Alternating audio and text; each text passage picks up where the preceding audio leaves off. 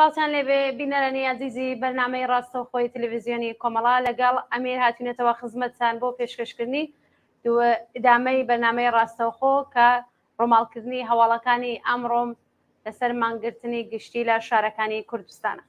بەڵێ عزیزان دووبارە لە لامنیشەوە سڵاوتان لەبێت هیوادارین کە لای کوێرەکان ساغ و سڵامەت بن. ئاگادارن ئەمڕۆ شەممە 25 خەرمانان لە ساڵیادی قەتلی حکوومەتی ژینا ئەمینی و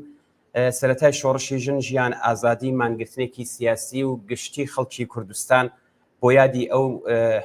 ڕۆژە مێژوویە بە شێوەیەکی یەکلاکەرەوە و سەرکەوتوانە بەڕێوەچوو. ئێمەش لێرەوە لە تەلەڤیزیۆنی کۆمەڵەوە ئەم سەرکەوتنە بە هەموو خەڵکی شۆڕشێری کوردستان پیرۆزبایی ئەڵێن و ماندوونەبوونیتان پێ دەڵێن. گوڵناس سەرەتا دوو هەواڵمان بۆ هاتووە بەداخەوە لە ئاوایی ئارێنان لاوێک بە ناوی عەلی ئەحمەدی و دوو لاو ببورن عەلی ئەحمەدی و دیار ئەحمەدی لەلایەن هێزانیەکانەوە دەست بەسەر کراون بەداخەوە لاوێکیش لە سەقز بە ناوی فەردین جەعفەری کە ویستوێتی پشێ بەرە و ئارامستانی ئایچی لەلایەن هێزانیەکانەوە بە دراوەتە بەر فیشەک و بەداخەوە بریندار بووە. ئێمە لەو تایمەی کە بەرنامە ڕاستەوخۆی بەشی فارسیەکە چوو زۆرمان ڤیددیۆی تازە بە دەستگەیشت لە شارەکانی کوردستان بەتایبەت لە شارەکانی دیکەی ئێرانیش ئەو جۆرێک کە خۆیان ئاگادارن لە زۆرێک شارەکان لە مەشهەد لە ئیسفەهان لە کەرەج لە زۆربەی و شارانەش ئەمڕۆ مانگرتنی گشتی لە شوێنێک لە بازارەکان داخراوە پشتیوانی خۆیان لە مانگرتنی گشتی کوردستان کردووە. دیارە ئێمە هەروەک لە پێشتردا باسمان کرد ئێمە ئەمڕۆ لە دەرەوەی وڵات بە بۆنەی ئەم ڕۆژە مێژوویە بۆنەی بۆ ڕێزگرتن لە ساڵیادی ژینا ئەمینی ئاکسیۆن و ڕێپێوان لە دەرەوەی وڵات بەڕێوە دەچێت. پێما بێ هەر ئێستاش کاک بێهزاد لە وڵاتی سوئێد لەسەر هێڵە ئەگەر هاوڕێیان بتوانن بیان لەسەر هێڵ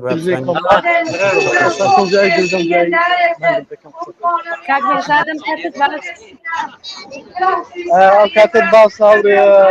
گوڵناس دەنگم هەیە؟ بەڵێ ئامادەبوونێت هاوڕێ بێزاد ئەگەر دەکرێت راپۆرتێک لەسەر ئەو ئاتوودە لە وڵاتی سوێد و لە بەڕێوەچێ بۆ ئێمە بەڵێ هەروەک ئاگادارن ئەوڕۆ لە زۆربەی شارەکانی دەرەوەی وڵات نێو خۆش ساڵێکی سەرکەوتوانە بەڕێوەچوو لە دەرەوەی وڵاتیشە بەو هۆیەوە هاتن بە هانای ئەو کارەوە لێرەمە لە تۆبەری لە وڵاتی سوێدا کۆ بووینەوە کە هەر بەدەبینین لا پشت سەری منەوە خەڵکانێکی زۆر هەیە هاتوون هەر بە بۆنێکە پشتیوانی لە ئەو ئینقلابی ژنا بکەن. ئەوانەی کە شرکەتیان کردووە زۆرتر لێرەدا ئەو گروههای چەپ و کۆمۆنیستنەوە ئەژمای چەپ و کۆمۆنیستی ئێرانین و لێرەکەدا دوودانە پەرچەمی حزبی چەپی سوئێد دەبینرێ کە دیارە ئەوان شرکەتیان تێدا کردووە هاتوون بەوە هەناوە و هەروەها کەسانێکی با بڵێن بێلانی چەپیش کەسانێکی زۆر شرکەتیان کردووە لێرەکەداوە لێرەکە کۆ بووینەوە بۆ پشتیوانی لە ئینقلابی ژینە. زۆر چاوڕە بێزار شوێنەکە زۆر قەرەباڵغا بۆیە زۆرتر پێتە ناو بەڵێ حتمەن وا دەکەم ئێستا دەزانم تۆزە گەولاتروە لێرەکە چەند کەسەکەیە کە دەیان هەوێ بەڕاستی قسە بکەن و پامی خۆیان کردنەوەی کۆمەڵەوە ڕابگەیەنن. ئێستاش عەلی عەبداڵیمان لەگەڵ بوو کالی لەگەڵ تەلەڤیزیۆنی کۆمەڵەیە قراب لەوێ قسە بکەم لە هین بەڵێ زۆر باش ئەوە کالی دەویستەوە کە ئەوانێک سکەنەوە قسە بکە بەڵام دەتوانین بچین بۆکن کاک سلێمان قاسمیانی دەویست قسە بکەویش بۆیە ئەگە ئێستا تۆزە فرسەتم بدەنێ باشە هاوڕێ بێزار ئێمە پەیامێک دەخوێنینەوە تاوەی کە ئێوە میوانەکەتان ئامادەکەن و دەدەین پێش کامێرا. زۆر باش زۆر باشە زۆر باش پەیامێک دەخوێنینەوە دواتر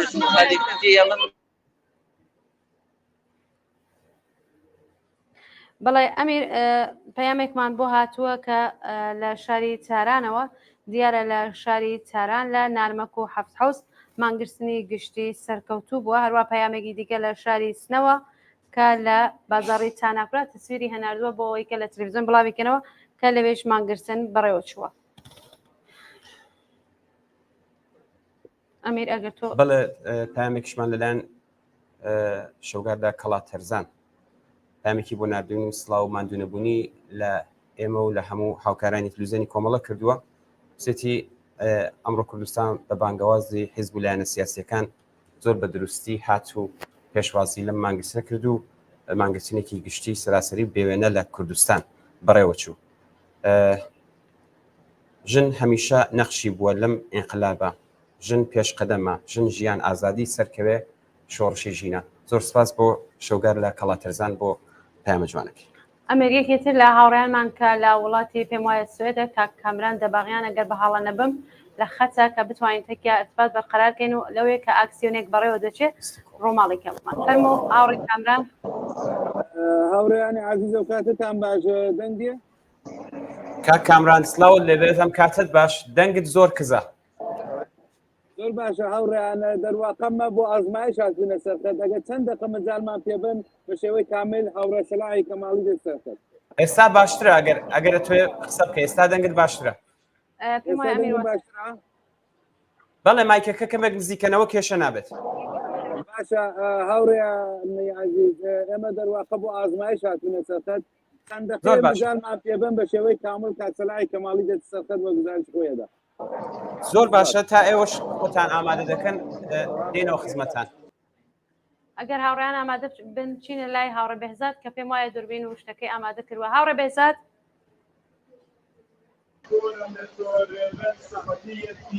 جێتان لێمە ئێستا لە خزمەت شتێمە قاسمیانیدا هەیە کە بە زۆربەی تەنزیێنی کۆمەڵە شاشنا هەیە ئەومان چەند سوالێک دەکەسمەکەسمم لەسەر مورد ئەو تۆبوونەوەیدا و ساڵڕۆژی مەرگی ژینایە و ئەوتەن بۆ ساڵیادی ئەو بۆ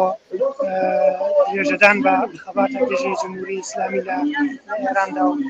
پێدانی ئەو جوڵانەوەی کە لە ساڵی ڕابردوودا هەر بەردەوام ماوە و بۆخاندنی ئەم حکوومەتە هەر درێژە بە حرەکەتی خۆیدا. بەڵێ تاکسیمان چۆن بووە کە ئێمە لێرە کۆبووینەوە و کەسانی هاتوون بەهانە و یەک ساڵی ڕابردوودا زۆرێک لە ڕێکخراوە چەپەکان و کۆمۆنیستەکانی یەکجۆریدا قانونی ئەمبەسەدی لەگەڵ مبارزاتی ئەنتیوەریەران شەکل بوون و چوارچێوەی ئەو ڕێکخراوەدا هەموو هەفتەیە هەموو ڕۆژانی شەممە تولی ساڵی ڕابردوودا ئێمە لێرە کۆبوونەوە و دەنگی ناڕەزایەتی خۆمان کردووە بە ئەم جوڵانەوەی ژینجیان ئازادی لە ئێران هەر بووە و بەرهەڵەمەش دەنگی ئەوانی لێرە وڵاتێکە بەرهەڵدانی کەم ئازادی ئەوەمان هەیە کە بێین قسە بکەین بێین پشتیوانی خۆمان لەو خەڵاتە جوڵانەیە. بەڵێ کاکسیمان باس کرد کە یەک ساڵ لەو تولی یەک ساڵەدا هەر حساب فعالیەتی شتە هەیە بووە بە نەزەری تۆ خەڵکانی کە لێرەکەون بە تایبەتی خەڵکان ئێران ئێرانی کوردستانی چۆن ئاگیان پشتیوانی کردووە لەو تولی یەک ساڵەدا لە یوتیوبەری.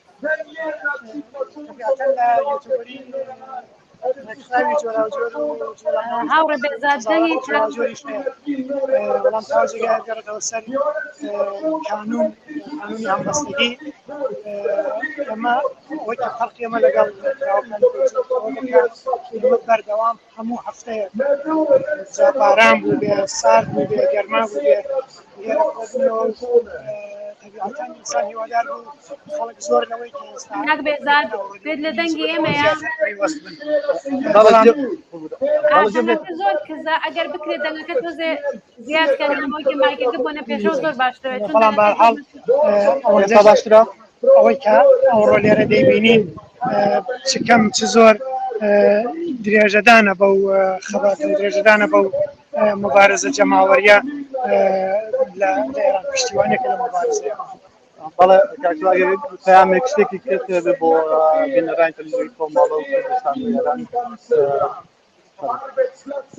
ئەوەی کە هەموو شتێک پێویستە طبیعەتاً یەکگرتووی ڕیزەکانمانە دژ بە جمهوری ئیسلامی بۆ پشتیوانی لەم خەباتێکەوە لە ئارادایە هەموو چی و تۆژەکان لە کرێکارانەوە لە زەحمەتکێشانەوە لە معلمەکانەوە لە ژنان لە پیاوان بەتایبەت لە گەنجان کە لە گەڕەکەکان و لە مەحەلات پاشەکشە بە دەسەڵات بکەن و ڕێگە نەدەن بە نۆکەرانی جمهوری ئیسلامی بە دەسەڵاتی جمهوری ئیسلامی کە ژنان و خەڵکی زەحمەتکێش لە کوردستان بەتایبەت لە کوردستان سەرکەوت بتوانین ئەم حکوومەتە لە نهایەتی خۆیدا بینینە خوارد. زۆر سپاس کاک سلێمان هاوڕێ گوڵناز دەنگمان هەیە؟ بەڵێ دەنگت هەیە کاک بێزاد ئەگەر بکرێ ئێمە یەکێتر لە هاوڕێیان لە لای هاوڕێک کامرانی دەباغیان وەرەگرین دواتر چینەوە لای ئێوە ئەگەر کەسێتر لای ئێوە بوو بتوانێت قسە بکە زۆر خۆشحاڵ دەبین.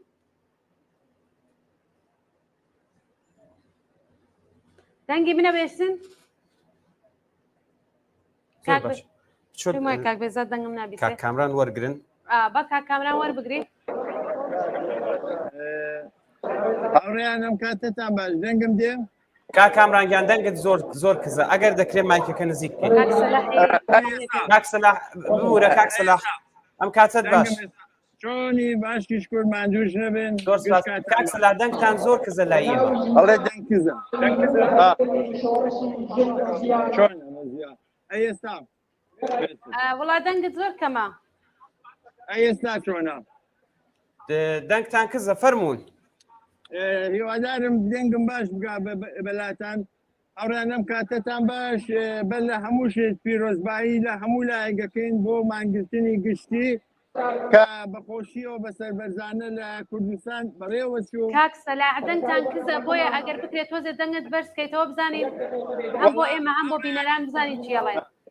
وەڵام باوەڕ کە بە دەنگی بەرزە قیڕێنم ئێستا دەنگم چۆنە وڵا دەنگت زۆر کزە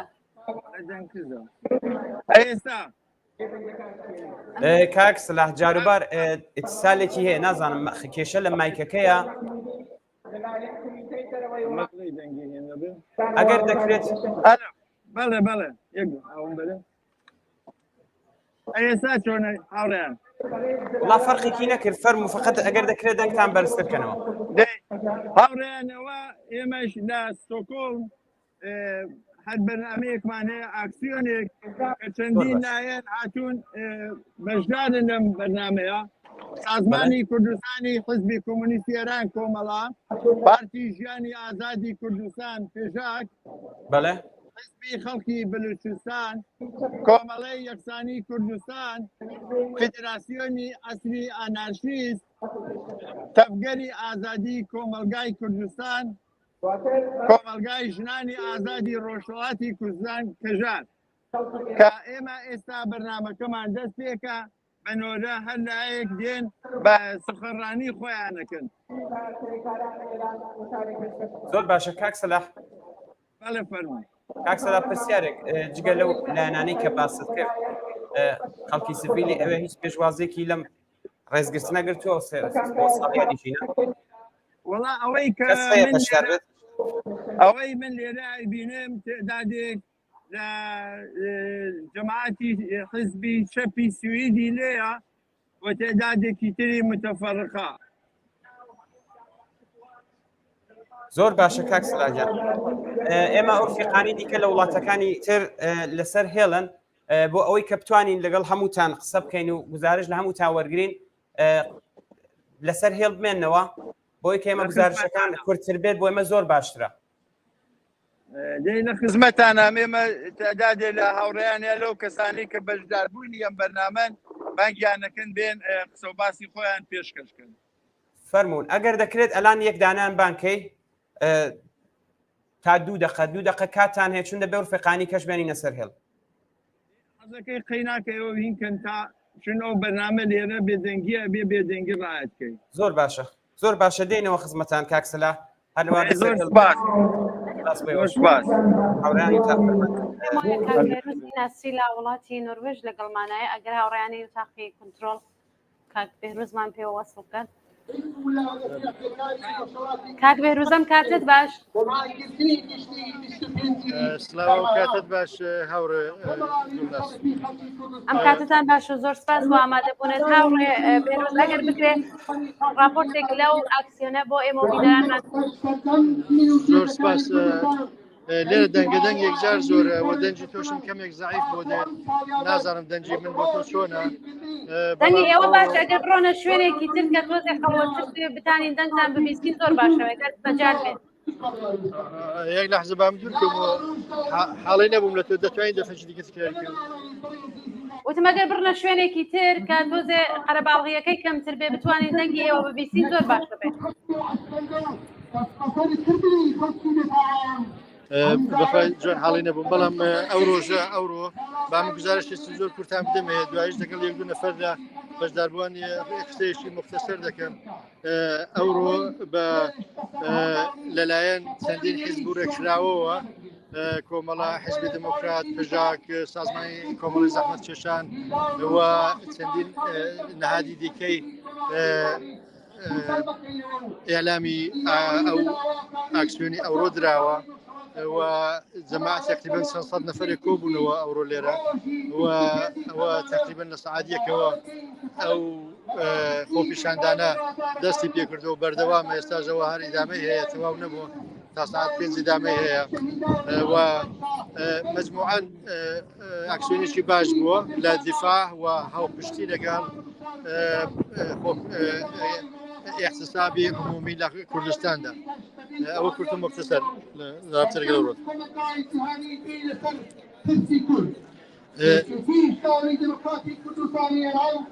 دەنگم بۆتان دێ بەڵێ کاک بێروز دەنگتان تێەوە لەگەڵ هاوڕێیانی وڵاتی هۆڵەند سەمانەکرد بۆی کەوانی فێرینە سەرخان کاک بێروز زۆر باشە ئەم پسمێنەوە ڕاستی بە گزارشێکتان بۆ لێ کاک بێروز ئەگەر دەکرێت گوشەکەت لە حاڵەتی بڵین عمودی نەبێ بیکە ئوفۆقی بۆی کە بەڵێ ئەوە زۆر باشترە ئەگەر بتوانن میکروفۆنی وەسڵ کەم دەتوانانی وەسڵەکەی زۆر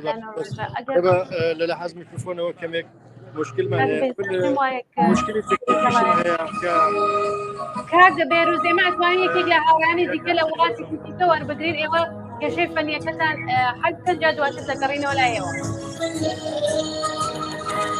هاوڕێیانی بەشی کنترۆلگەر بتوان کاک بەهێزاد بێنەوە سەر هێڵۆ توانێتێکی قسە بکەین کاک بەهێزاد بەڵێ هاوڕێ گوڵناس دووبارە سلااو لێبێ ئەگەر ئەو هاوڕێمان کە لاتانە پێمانی معرفیکەن زۆر باشە بێت زۆر سلاوی دووبارە بۆ ئێوەش دووبارە بەڵێ ئێستا هاوڕێ علی عەبدوڵڵاهی پێشمەرگەی علی عەبداڵی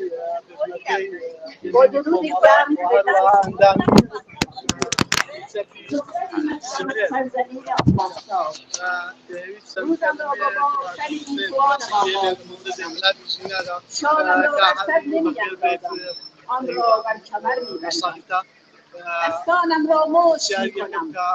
شعار من زن زندگی آزادی است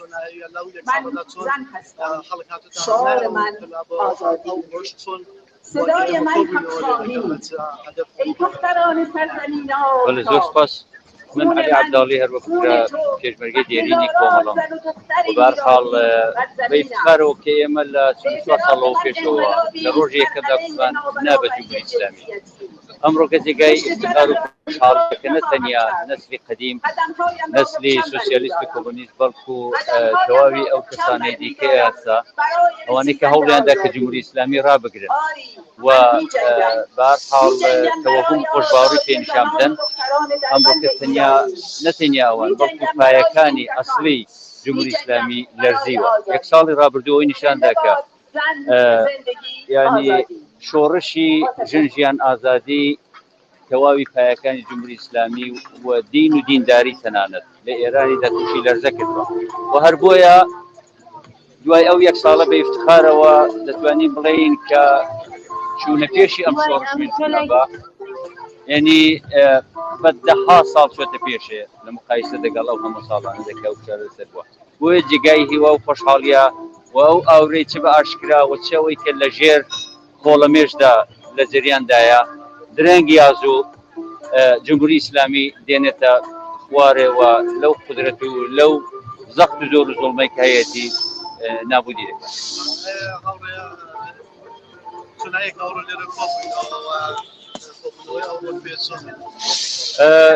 زۆر جگای خۆشحاڵیە جارادێکی زۆر هاتوون دیارە ئەمڕۆ کە لە هەموو شارەکانی لە زۆربەی شارەکانی ئەوروپا و هەروە ئەمریکای شمالی و شوێنەکانی دیکەوە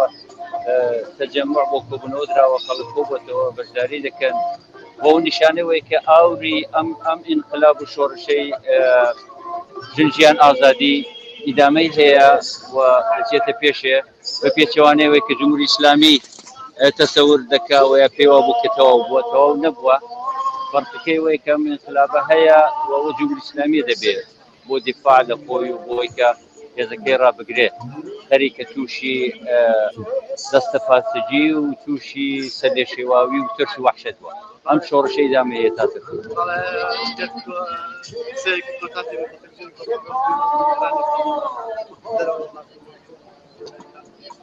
من روبه همو او خوشویستانه هەوو ئینسانە ئازادی خوازانەی کە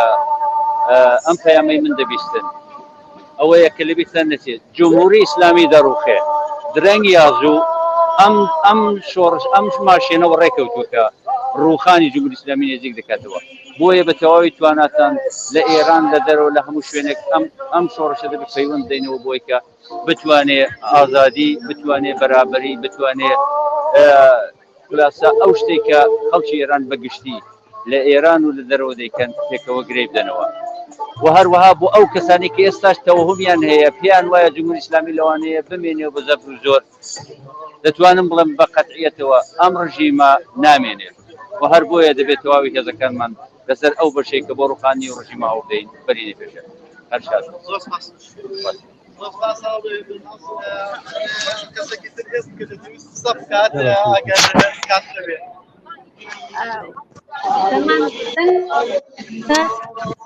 بەڵێ دەنگ کان هەیە هاوڕێ گوڵناس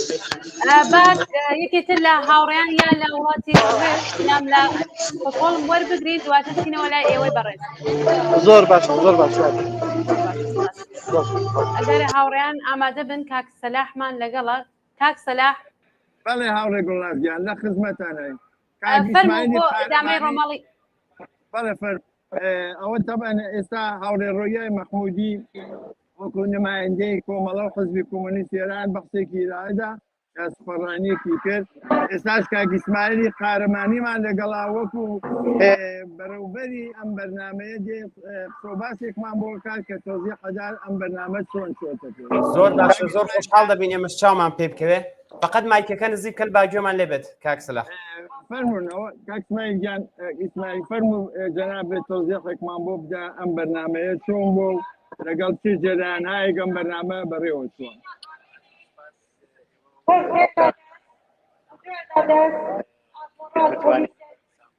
دەنگی کاک ئیسماعیل نابیستین کاک سەلاح بەرزکەرەوە دەنگت لەبێ بەرزبێ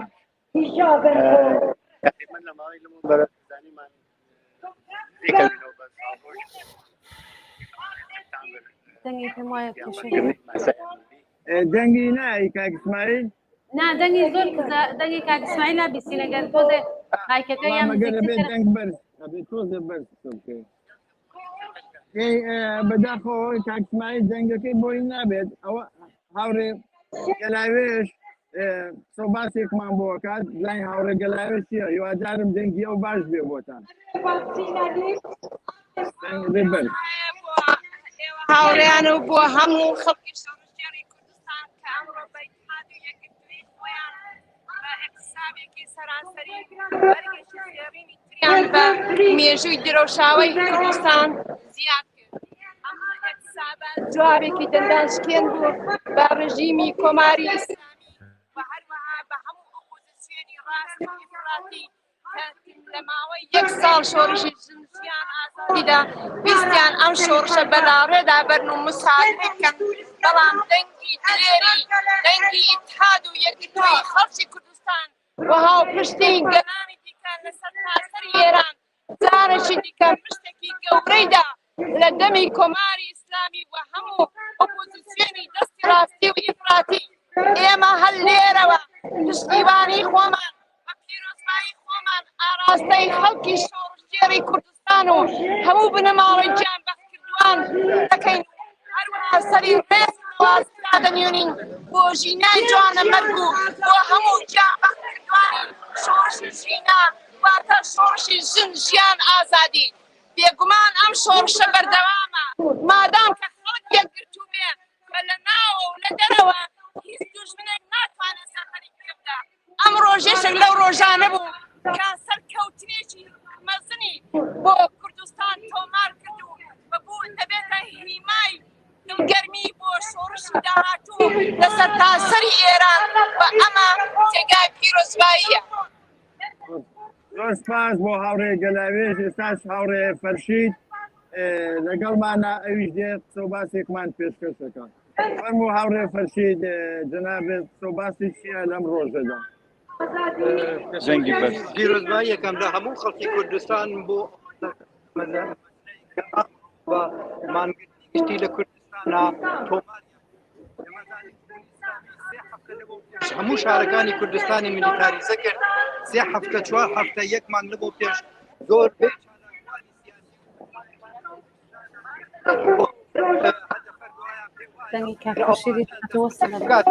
کاک سلاح دەنگی کاک فەرشید ئەسڵ بە خراپی دێت ئەمە دەنگی نایە کاک فەرشید دەنگی زۆر قەت وەسڵ دەبێت کاک سلاح دەنگی تۆ باشترە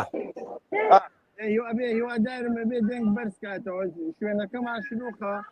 هیوادارم دەنگی بڕێ بەرزکاتەوە گوێ لە دەنگتان بێت هەروەها لە پێشاکەوتم باسی ئەوەم کرد کە ئێمە پیرۆزباییەکەین لە خەڵکی کوردستان بۆ ئەو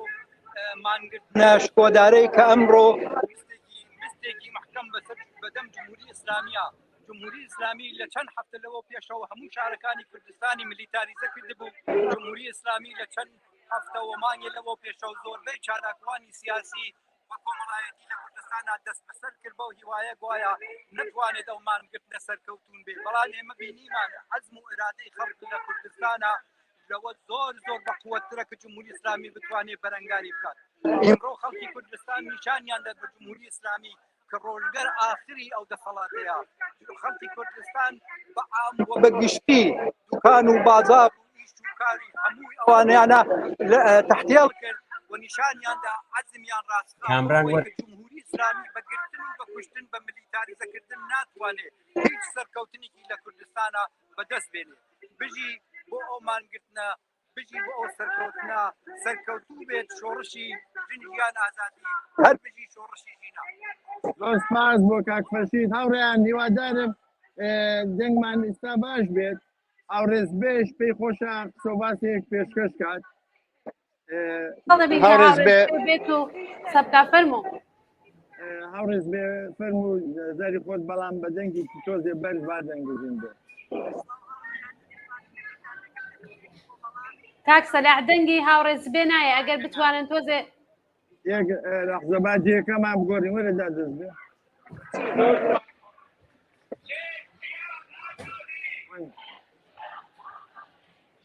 ئێستاە چۆنە بەدەنگی بەرز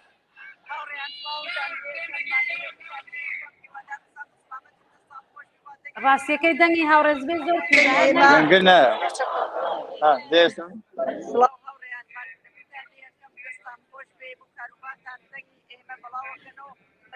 کاک سەلاح دەنگی هاوڕێز بێ نایە ئەگەر ئێمە هاوڕێیانمان لە ئامستەردام وەربگرین دواتر پێمان خۆشە حتمما هاوڕێز بێ بەشدار بێ لە بەرنامەکە ئەو کێشەتانە حەل بکەن باشە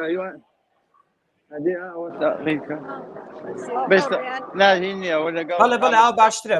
کاک سەلاح دەنگی ئەو باشترە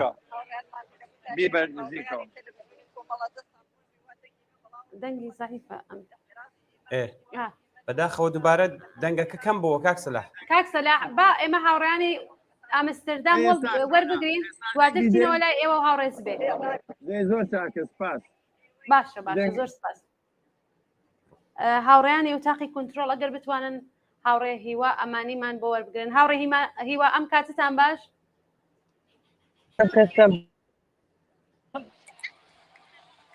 هاوڕی هاوڕێ دەنگمانە بیسی هاوڕێیوە من جۆم لە دەنگی ئێوە هەیە ئێوە جوتانە دەنگم هەیە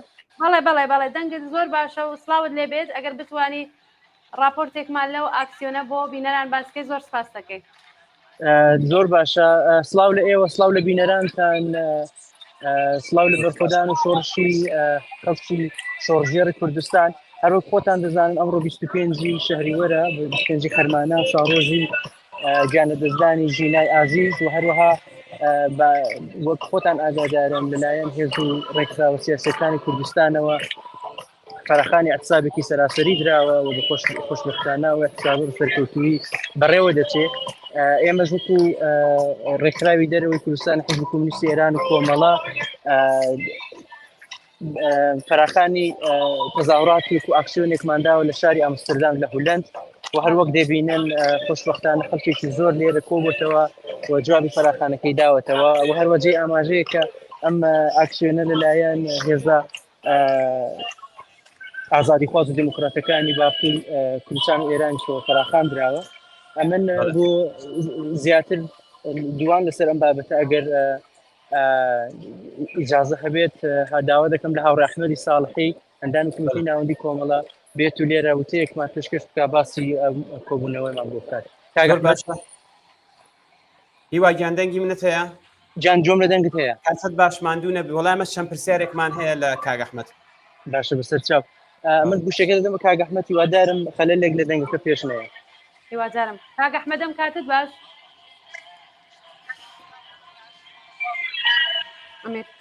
کاگ ئەحمەدیان سڵاو لێ بەدەم کاتت باش بەداخەوە دەنگ نییە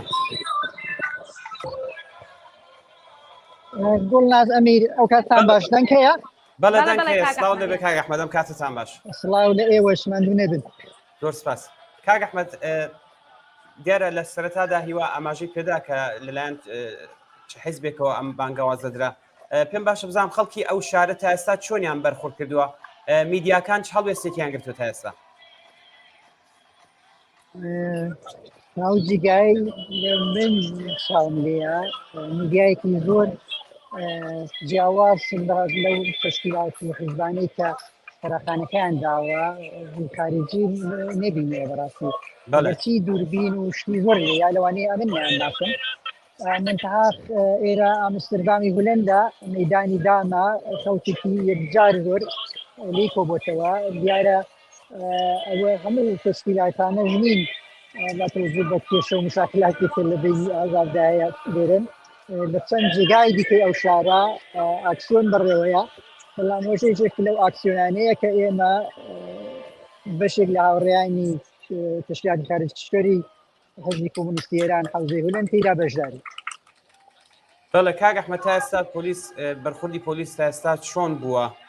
لەگەڵ ئەم ئاکسیۆنە دوایەوەش دروشمەکان ئەگەر پێ لەسەر دروشمەکان قسەمان بۆ بکەیت پەیوەندی دەرەوە لەگەڵ ناوەوە لەسەرمانەش کەمێک ڕاستمان بۆ بکەیت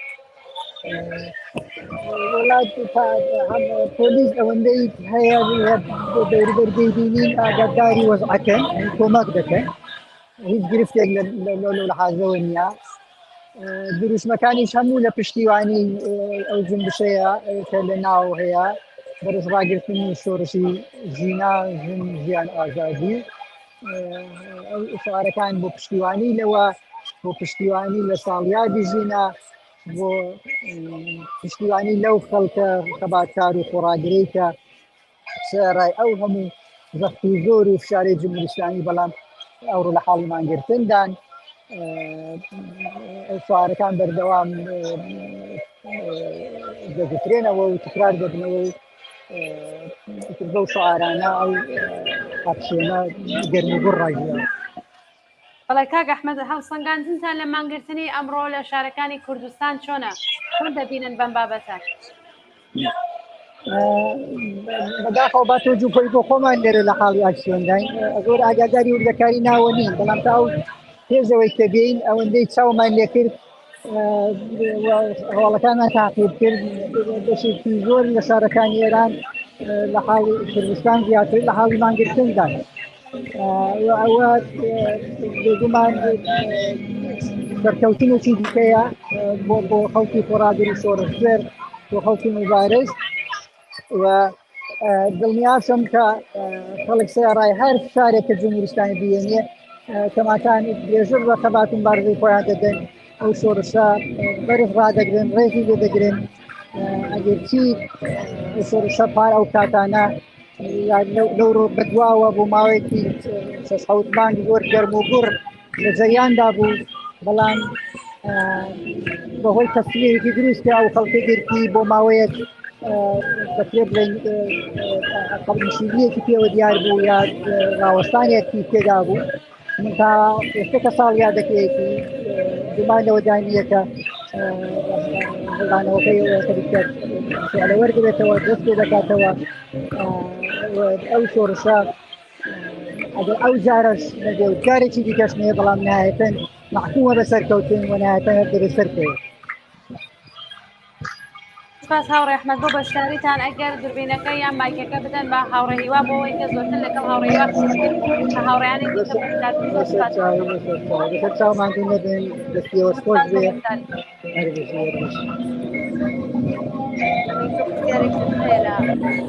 هاوڕێیان ئایا کات هەیە کەسی دیکەش وەربگرم؟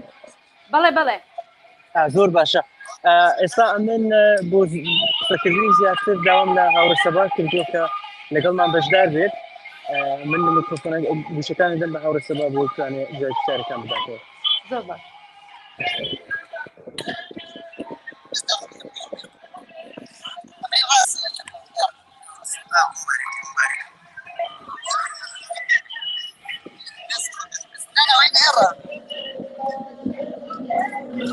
نعم خرافي نكم كم وين اشتغل بني معلوم انا يا انا اسم رسم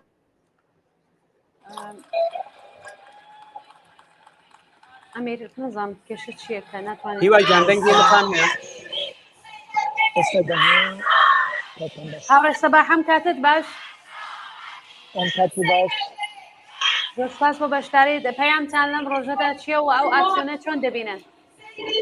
باسەکە پەیامان ئەوەیە کە ئەکسیۆن پێشە بچمەسەر ئەکسیۆنەکە پەیامی ئێمە ئەوەیە کە ئێمە لە دەرەوەی لە ناو خۆی کوردستان یەک گشتوانە لە یەک ڕێزین لە کوردستانە بۆ سەر بۆ داگیرکردنی ڕژیمی فاشیستی ئیسلامی دانانەوێنین ئێمە پەیاممان ئەوەیە کە خەڵکی کوردستان لەم ڕۆژاتی یەکگشتوانە لە مانگرتن و لە خۆپیشاندانی دەرەوە و ناوەوە هەیە بێگومان ئێمە لە دەرەوە خۆپیشاندان بەسمە لە پشتیوانی لە خەڵکەکەین بێگومان خەڵکیش ئەگەر هەر جۆرە زەبری زەنگێک بەخۆخێتەوە بێ بەڵام پاشەکشە بە شۆڕشی ژنیشیان ئازادی ناکرێن.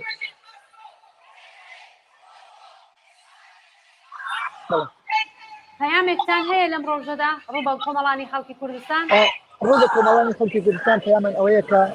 ڕژیمی ئیسلامی لەوانەیە زۆر فریکارانە هەوڵ بەد بە درێژایی ساڵی ڕابردووشی هەوڵیداوە بۆ سەرکردن بەڵام بەردەوام لە شکستا بوو شکستی ڕژیم شکستێکی سیاسیە زۆرتر لەوەی کە شکستێکی بەڵام بێگومان شکستی وەک دەوڵەتی شکست ئەخوا تەنیا وەکو هەموو وەکیلایانی دەوڵەتی هەموو وەکیلایانی فکری ئەو لایەنە فکریە کۆنە پەرستانەوەی کە چند ساڵە هەوڵیداوە کە لە کۆمەلگایە جێگیری بکە هەوڵیداوە دین و ئاین کا بە بنەمای ژیانی خەڵک هەوڵیداوە نەتەوە ژێردەستەکان بچەوسێنێتەوە هەوڵیداوە چینی کرێکاری زەحمەتکێش پراوێستان نێڵێ سەرکەون لە ژیانیانە ژیانێکی باشیان هەبێ بەڵام بەردەوام هەر لە شکستدا بووە ئەمە نیشانەی چیە نیشانەی هێزی خەڵکە ئەمە نیشانەی ورە و ئێرادە و باوەڕی خەڵکێکە کە نایانەوێ بە هیچ شێوەیەک نایانەوێ تەسلیمی ئەو ویستە پڕ لە پۆخڵەواتەی ڕژیمی ئیسلامی بن ئەوە نیشانەی سەرکەوتنیشە خۆی دەخۆیان سەرکەوتن هەر ئەوە نییە کە فەرموو باشە نا ئێوە قسەکەتان بکەن جا دواتر من ئەگەر پرسیارێ بوو لە ئێوە یەکە بەڵام من سەباح نیم سەبام بابرانی بۆ بینەران پێم خۆشەوە بزانم بەڵێ ئێزانم هاوڕێ سەباتان ناسم وتم ئەگەر قسێکی کۆتاییتان هەیە فەرموون قسەی کۆتاییم ئەوەیە کە ئێمە بێڕێ ئەوەی کە لەگەڵ خەڵکی خۆمان لە ناوخۆی کوردستانی لە پشتیوانی هەموو گەلانی نەتەوە ژێردەستەکانی پشتیوانی خواست و ویستی ڕەوای خەڵکی بەزاڵە هاتوین خواست و ویستی ڕەوای ژنان و مرۆڤەچە ساڵەکانی وەک پەکەزەینەکان وەک هەموو مرۆڤەکانی تی ناو کۆمەلگا ئێمە خوازیاری ژیانێکی شایستن بۆ هەموو مرۆڤەکان بێگومان بە ڕوخاندنی ڕژیمی ئیسلامی ئێمە ئەو کۆنەپەرستیانەی کە ئەم ڕژیمە لە ماوەی چەند ساڵەکانی بۆکردووە ئەکەنە ژێر زبڵەوە ئەکەن ناوچەنەکەی زبڵەوە لە ناوی ئەبین ئەو کۆنەپەرستیانەوە بە پەیان ئەوەیە کە یەکگرتوین بەهێزبوون ئێرادەی خەڵک زاڵە بەسەر هەموو تاوانەکانی ڕژیمی تاوانباری ئیسلامی ئێرانە ئەوە تەنیا شتێکە کە خەڵک دەستی خاڵی هەیە بەڵام وورە و ئێرادەی دەکەوا و تان و تۆپ و فڕۆکەکانی ئەم ڕژیمە بەهێزترە ئەوە گرنگترین شتە بۆ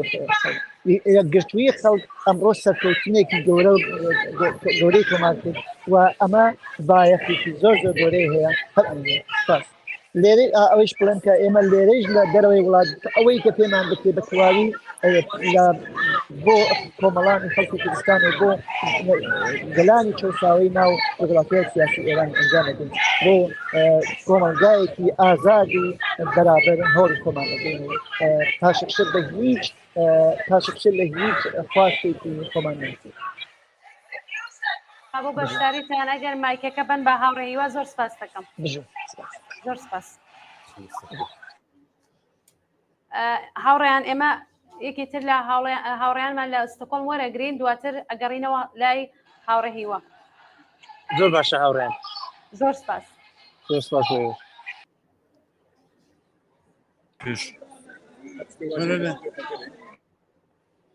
ئەمیر فەرموو بەڵێ کاک سلاح سڵاو لەبێ سڵاوی دووبارە هیوادارم ئەم جارە دەنگمان باش بێت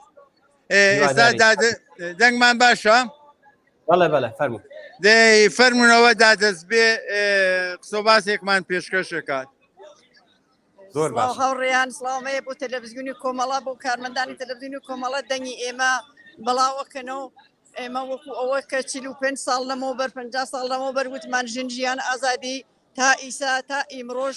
دنباڵەیەکەین و بەسەر یاژین و مبارزەی خۆمانەکەین ئیسا فرە خۆشحاڵین بەوە کە خەڵکی کوردستان و ئێران بۆ پشتیوانی قورسیان و لە کۆمەڵە و لە حیزبی کۆمۆنیستی ئێران کە ئێمە خۆشحاڵین دەنگیانین ڕەنگیانین لە هەر گۆشەی لەو دنیا بین کە واقعاً ڕێز و سڵاومەیە بۆ خەڵکی کوردستان و ئێران ئەو شارانەی اقتصابی سەراسەریان کردگا لە ڕابطە ژنجیان ئازادی ئیمڕۆژ جوابی فراخانی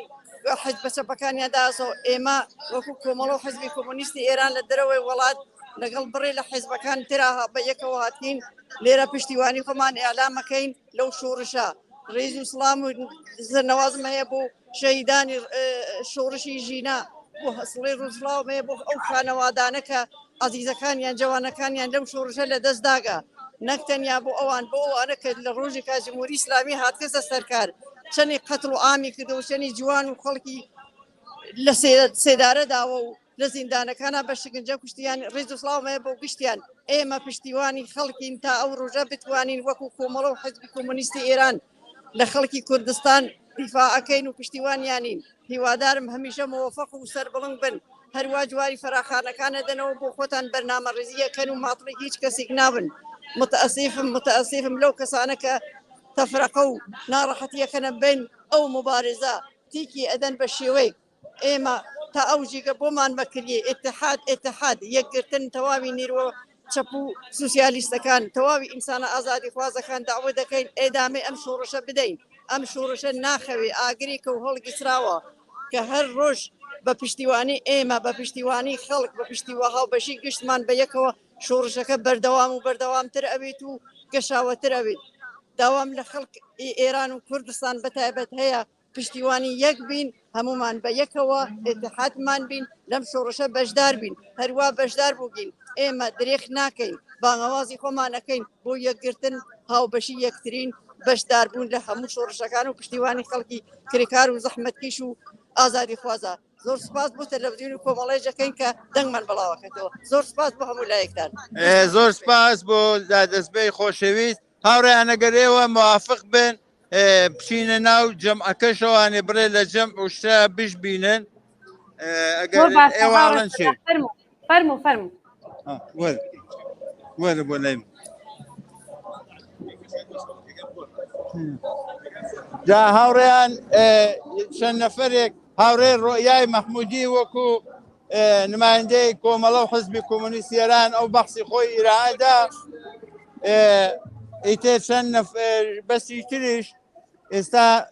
بزانی نۆرەیەکی ئەیە ئێستش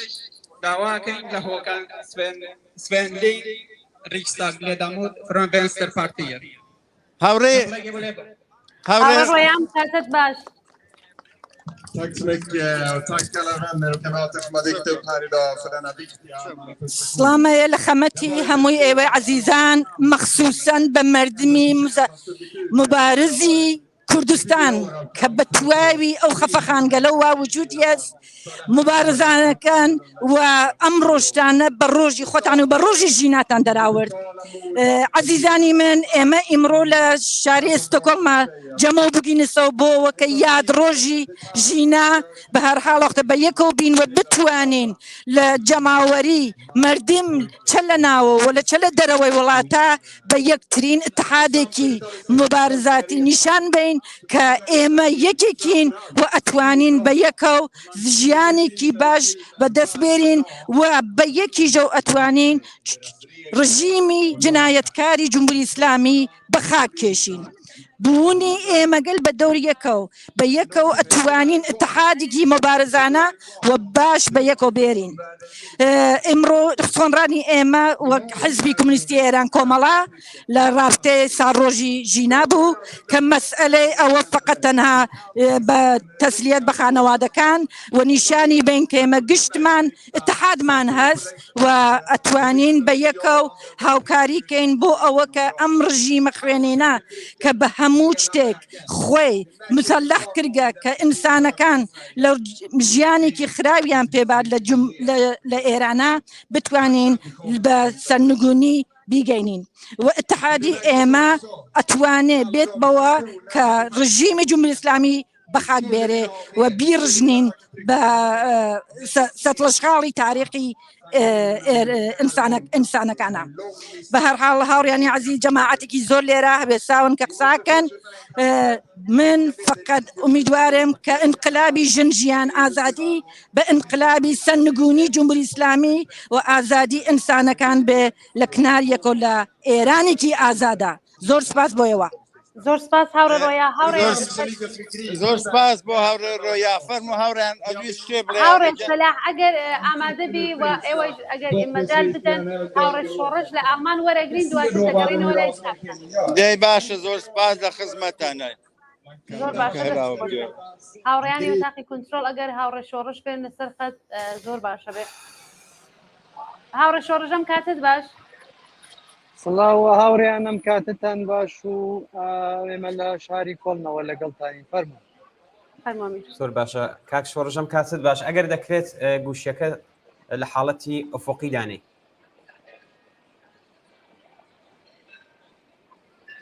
زۆر باش ئێستا بەڵێ بەڵێ باشی کاک شۆڕش سڵاو لەبێت ماندوو نەبی منی سڵام هەیە بۆ ئێوە کاکە میر و ماندوو نەبن بۆ هەموو زەحماتەی کە هاوڕێیان دەیکێشن و زۆر زۆر خۆشحاڵم کە لەگەڵتانە زۆر سپاس کاک شۆڕش سەرەتا پێم بڵێ ئەم بانگەوازە لەلایەن چ کەسانێکەوە دەرکرا و چەند کەس بەشدارن لایەنە سیاسیەکانمان پێ بڵێ دواتر خەڵکی و شارەمان پێ بڵێ تا ئێستا چۆنیان بەرخورد کردووە لەگەڵ ئەم ئاکسیۆنی کە ئێستا بەڕێوە دەچێت کاکە میرگیانە هەروە کە دەزانن ئێمە دوێنێک لە ساڵبۆگەری ساڵڕۆژی خێزشی ژینادا هەر لە شاری کۆڵنی ئاڵمان لەگەڵ جەریاناتی جۆرا و جۆر ئەحزابی جۆرا و جۆر و ڕێکخراوە مەدەنیەکان ئاکسیۆنێکی بەربڵاومان بەڕێوەبرد کە تقریبەن تا ئەنازەیەکی زۆر زۆر باش بوو ئەمڕۆیش لێرە سازمانها و ئەحزابی چەپی ئاڵمانی بە دژی مەزهب و بە دژی قوانینی سەختی جنین لێرە کۆبوونەوە بەڵام لەگەڵەوەی کە ساڕۆژی ژینا بوو خۆیان بە هاوپەیمان دەزانی و ئەوەڵی بەرنمەکەیان تەرخان کردبوو بە ساڕۆژی ژینا بە شعار بە سرودی شۆڕشگێڕانە و یەک دوو کەس لەلایەن چەپهای ئێرانیەوە بەیاننامەی ساڕۆژی ژینایان خوێندەوە کە لەلایەن خەڵکێکەوە کە لێرە بوو زۆر پشتیوانێکی باشی لێکرا و ئەتوانم بڵێم کە لێرە سەرەوەی 5,000 کەس هەن ئەوەی کە دەیبینین وردە وردە خەریکن حاضر دەبن کە بەناو شارێکدا ئەمارش بکەن. کان وتەکان چی بووە گەر دەکرێوەشمان بە کورتی پێ بڵێ؟ وتەکانەوە بوو هاوپەیمانی لەگەڵ خودی ئەو متالباتە ڕادیکاڵی بزوتنەوەی ژینا کە لە خودی ناو بزوتنەوەکەدا سەری هەڵداوە ئەویش لابردننی ستەمی جنسیەتیە بۆ سەر ژنان ئەو لەغویەوە پارتایدەیەکە بەرەلەی ژنان لە ئێراندا هەیە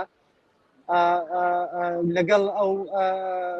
ماف بۆ عەداڵەتی کۆمەڵایەتی و ستەم و ئستثمار بۆتە بەخەی کرێکار بۆ ملەتەکانی ژێردەستی حکوومەتی ناوەند لە کورد و بەلوچ و ئەوانە بۆ لابردن و پێشکەوتن وەکو لابردنی حکمی ئەعدام بۆ لابردنی ئەشکەنجە بۆ ئەوەی کە محیتی زیستێکی سالممان بێ و ئینسان بتوانێت ڕابطەیەکی باشی لەگەڵی محیتی زیستا بێ و بێزافەیەوەیکی چە زۆر ڕۆشنگری لەسەر ئەو سەرکوتانەی کە کۆماری ئیسلامی لە یەک ساڵی ڕابردوودا و لە هەمان کاتدا لە ئاسانەی ساڵ ڕۆژی ژینە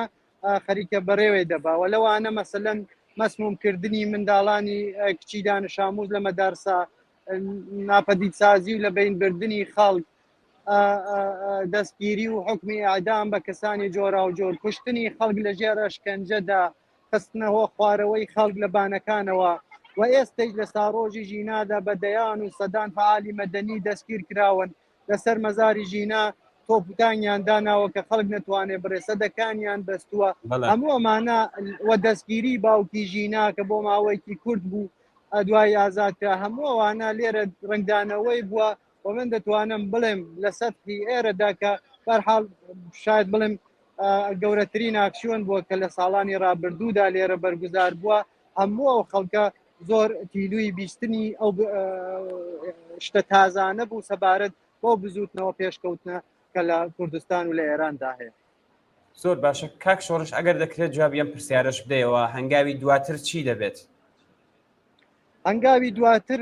ئێمە دیارە لێرە دەتوانین کارهایەکی جۆرا و جۆر بکەین بەڵام ئەوەی کە دەتوانێت ئەو شۆڕشە بەرەو پێش بباوەمتری محرەکەی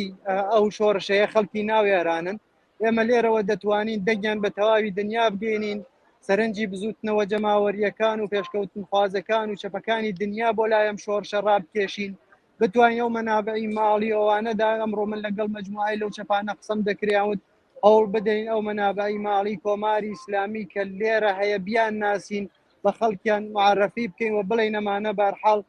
لە عینی حاڵدا لەگەڵ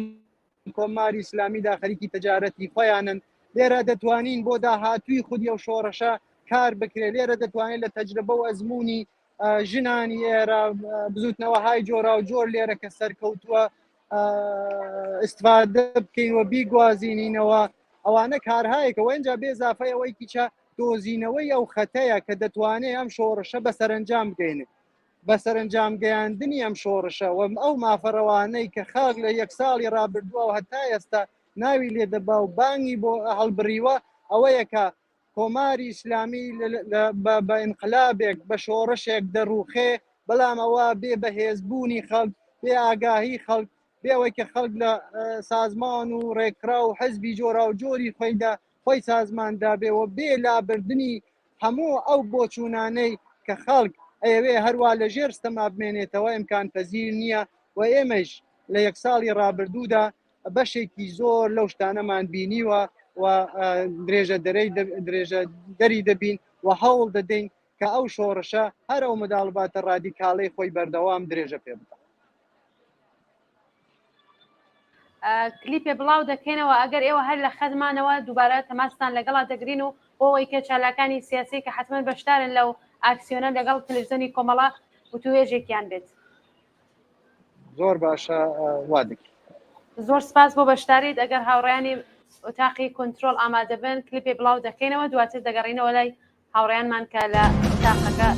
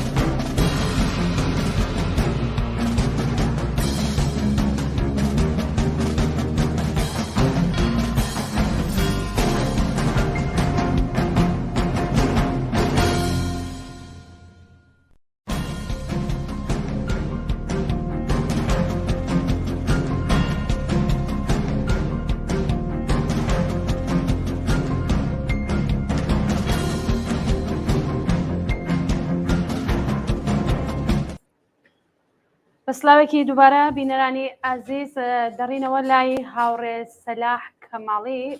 هاوڕێ سەلاح ئەگەر هاوڕانی هاوکارم بتوان هاوڕێ سەلاح بێنە سەرەوە. بەڵێ هاوڕانم کاتتان باش دووبارە دەنگم دێ.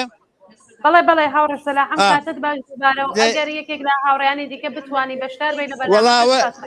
ئەگەر کاتان بێ دوو هاوڕێ فەراست و هاوڕێ ئەدیبی وەتەندروستیش لە پەنامن ئێستا هاوڕێ فەراست قساکە. فەرمو خۆشحاڵ دەبین. وەرە دێ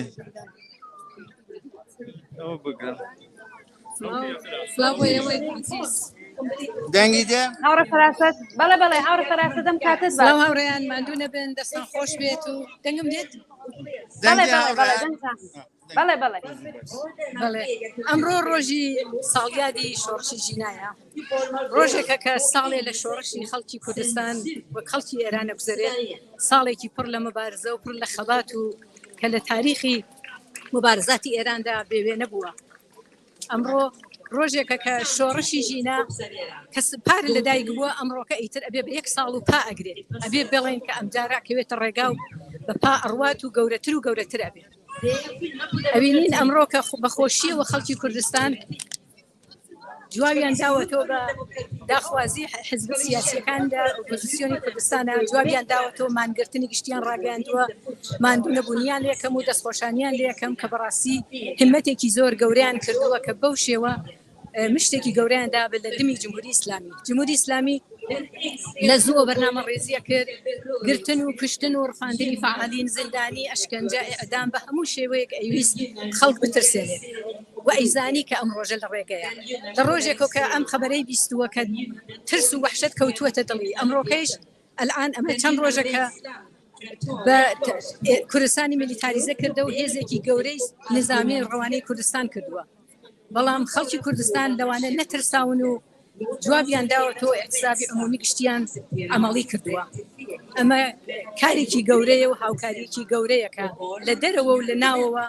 و هەروەها لە دەرەوەی ئێرانیش خەڵک لە تەواوی وڵاتەکان و شارەکان گشتیدا کۆڕ و کۆمەڵ و سمینار و ئاکسیۆندا بەشداریان کردووە و بە هەموو جۆرێ نفرەتی خۆیان لەو ڕژیمە ڕاگەیاندووە و بۆ ئەوەی کە شۆڕشی ژینا گەشەدار بکەن و بڵێ سەداریکەن هەوڵەدەن و ئەچنە پێشەوە. ئەم شۆڕشە دەستکەوتێکی زۆری بووە بۆ خەڵکی کوردستان و کولەن خەڵکی ئێران و ئەمە ئەم دەستکەوتانە ئەبێ بیپارێزین و بە هەموو جۆرەیەک بچینە پێشەوە و ئەم سەرفەرازانە ئەم شۆڕشە بەردەوام ببینە پێشەوە. زۆر سپاسدانەکەم، دەستان خۆش بۆ کاتە هەرچەند کەم بوو. زۆر سپاس بۆ هاوڕێ فەراست. ئەمن بایەشتان ئەرزکەم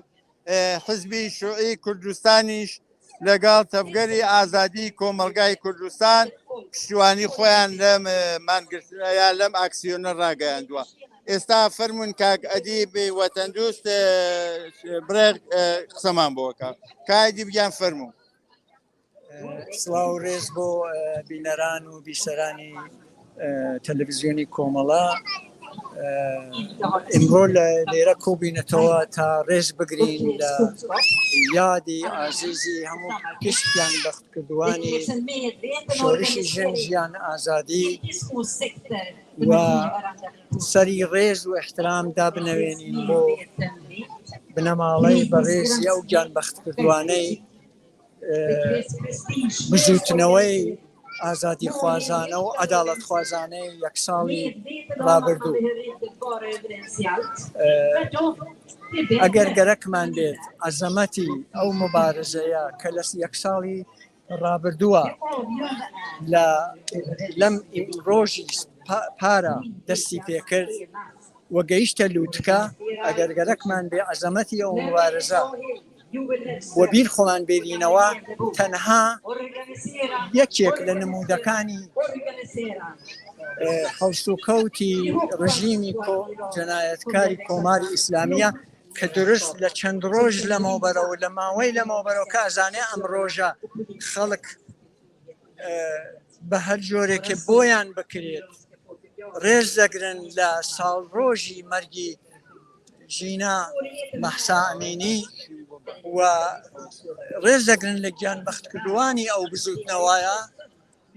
هەموو شارەکانی کوردستانی بە تایبەت شارەکانی سنە سەخز و فرێکتر لە شارەکانی میلیتاریزە کردووە لە مقابڵ ئەو نیگەرانیەوە کە خەڵک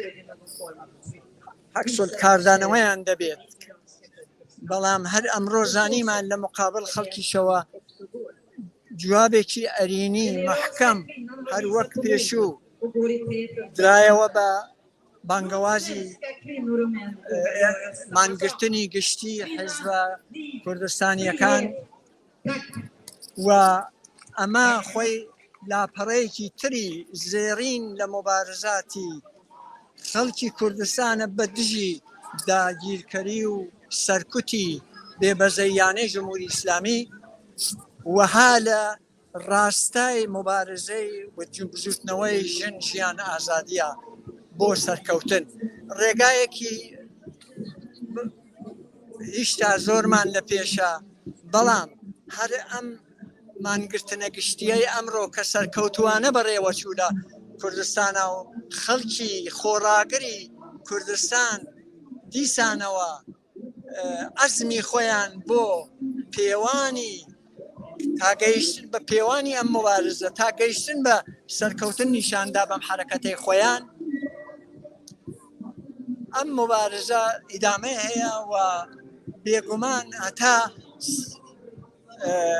ڕووخانی ڕژیمی کۆماری ئیسلامی ئیدامەی دەبێت خۆشبەختانە خەڵکی سەراسەری ئێرانیش ئێستا هەر بەعزێ لە شارەکانە بە شێوەگەل جۆراوە جۆر لەم ماوە بە شعار نویسی بە هەر جۆرێک کە پێیان کراوە زیندووبوونی ئەم خەبات و ئەم مبارزەیانە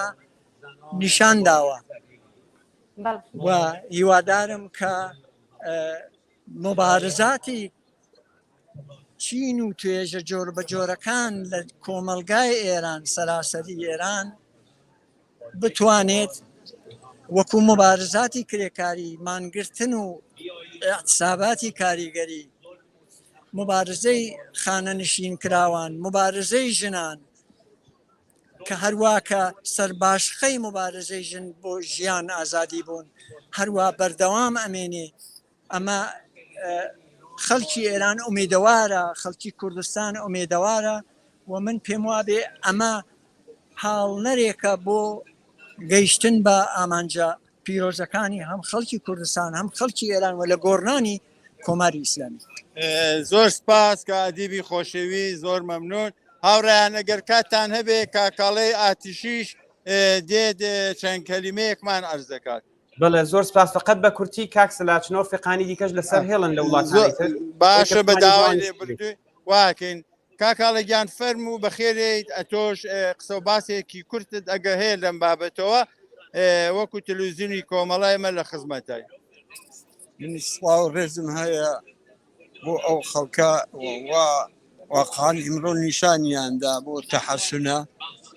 و استقبالیان کرد بۆ تەحەسونە زۆر سپاسیان یەکەم دوای سەرکەوتنی تریان بۆ خوازم و ئومێد ئەوە کە ڕۆژێ ئێمە گشتمان بە یەکەوە لە کناری یەکە بە یەکەوە جەژن و موزیک و سرود و گۆرانی دێشینە هیوای سەرکەوتنتان بۆ خوازم هەربژین کاکاڵێکیان من تاو جێگای ئاگادار بم تۆ نوێنترین سرودی خۆتت بۆ ژینا این کردو ئەتوانێت یەک تەوزیحی کورد لە مورد ئەو سرودەوە بڵێ بەڵێ ئەو سرودا ئەوە بەخۆ هەفتەی کە ئامادە بووگە ئەمە دەعوەت لە مردمە کە بێنە سەر شقام تەنها ڕێگە ئەوەسە کە مردم فقط بە شۆڕش ڕزگاریان نەبێت فقط بە ئینقلاب و شۆڕش ڕزگاریان هەبێتە ئەوە سەعد کە ئێژێ ئەگەر بێکاری ئەگەر دڵبەزاب لەگەڵ هاودەردێت وەرە سەر شقام دەریای قینی گەل دەشکێنێ دوژمن تەنیا بە شۆڕش خەڵک ئازاد دەبن تەنیا بە شۆڕش خەڵک ئازاد دەبن زۆر سپاس بۆ کاکاڵی خۆشەویست هاوڕێیان ئیتر لە خزمەتانەی هەر ئەکسیۆنەکە بەردەوامە تا نزیک ساعتێکی تر ئێمەش لێرەین ئەگە هەر کارە ئەمرێکی تر بوو ئێمە هەن لە خزمەتانە زۆر سپاس کاکسەلاژیان حتمما دێینەوە خزمەت زۆر سپاس کاک سەلا حتمما دواتر وەکو ئەمیر وتی ئەگەر کاتمان مابوو دووبارەتینەوە لای ئێوە و هاوڕێیانی بەشدار بن ئێستا ئەگەر ئەمیر هاوڕا بینیوە زۆر باشە بەڵێ هیوا لە ئامستردام هیوا گیان دەنگی ئەمە من جۆمە دەنگی ئێوە چی بەڵێ ماندووش نەبن زۆر سپاس ئێوەش ماندوو نەبن هاوڕێیان تا ئێستا گیانە فەرمی ناویستم داوای لێبوردن بکەین خۆتان زانستەکان هەمووی لەسەر هێڵن وی کە درەنگ هاتینەوەیەوە هیچ کێشە نییە هەموو لایەک ماندوو نەبن هەردوو هیواگیان ئەگەر کەسێک بێت وەکو چالاکی سیاسی یا هاوڕێیانی خۆمان پێ خۆش پێ لەم ڕۆژەدا بۆ بە کۆمەڵانی خۆیان یانکەیەکی بێت زۆر باشە بەسەر چاو من لەگەڵ هاوڕێکەریم قسەم کرد هاوڕێکەریم ئەمانی ئەندامی کمیتی ناوەندی کۆمەڵە ئەویش چەرنوتەیەکمان پێشکەش دەکات من کاروبار تەکنیکەکەی ئامادە دەکەم زۆر باشە زۆر باش پێم وایە هاوڕە شۆڕشیشە لە خەت ماوەتەوە بە داوای لێبوردنەکەین لە هاوڕە شۆڕشیش هاوڕە شۆڕش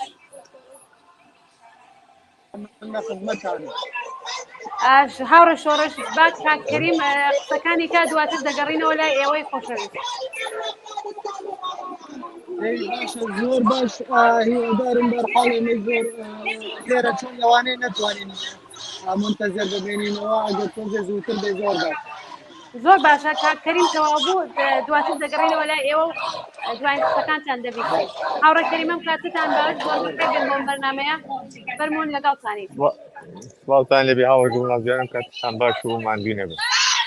زۆر سپاس هاوڕێکەریم پەیامتان یان هەڵسەنگاندنتان لێم ڕۆژە مێژوویە چییە؟ ڕاستەکەی من پێم خۆش بوو کێشێ بەر لە بەشێکی قسەکانم ئەم ڕۆژە بەتایبەت سەرکەوتنی کۆداری مانگرتنی گشتی لە کوردستان بە هەموو بینەرانی تەلەڤیزیۆنی کۆمەڵە بە ئێوەڕکەشەکان تەبریک بڵێن پیرۆزبایی بڵێن خەبەرێکی زۆر زۆر خۆش و دڵخۆشکەر بوو دیارە ئێمەش لێرە لە هولەند لەلایەن تەشکیلاتی دەرەوەی کۆمەڵە و حیزبی کۆمۆنیستی ئێران حەوزەی هولەند ماوەیەکی زۆرە لە سەروبەندی نزیکبوونەوە لە 25 خەرمانان وەکو هەموو وڵاتەکانی دیکە وەکو هەموو لایەنەکانی دیکەی ئەوەدا بوون کە هەوڵێکی شایستە بدەین کارێکی ئەوتۆ بکەین کە بۆ ئەو ڕۆژە بۆ یادکردنەوەی کارێکی بەرچاومان کرد بێت بەخۆشیەوە بە هاوکاری مەجموعەیەک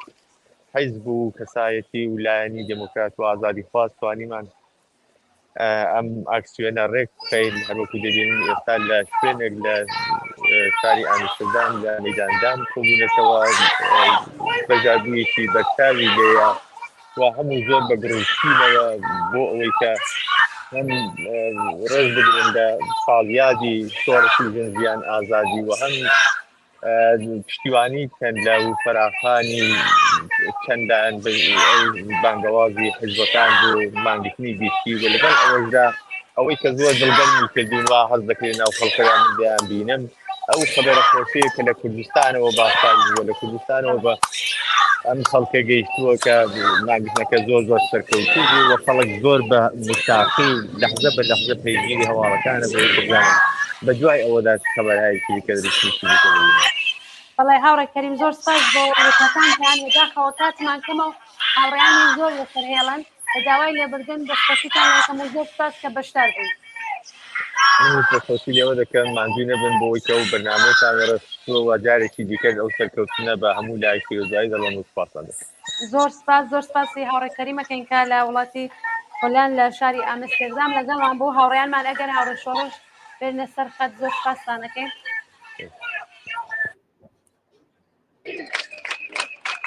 هاوڕێ شۆڕش دەنگمانە بیستن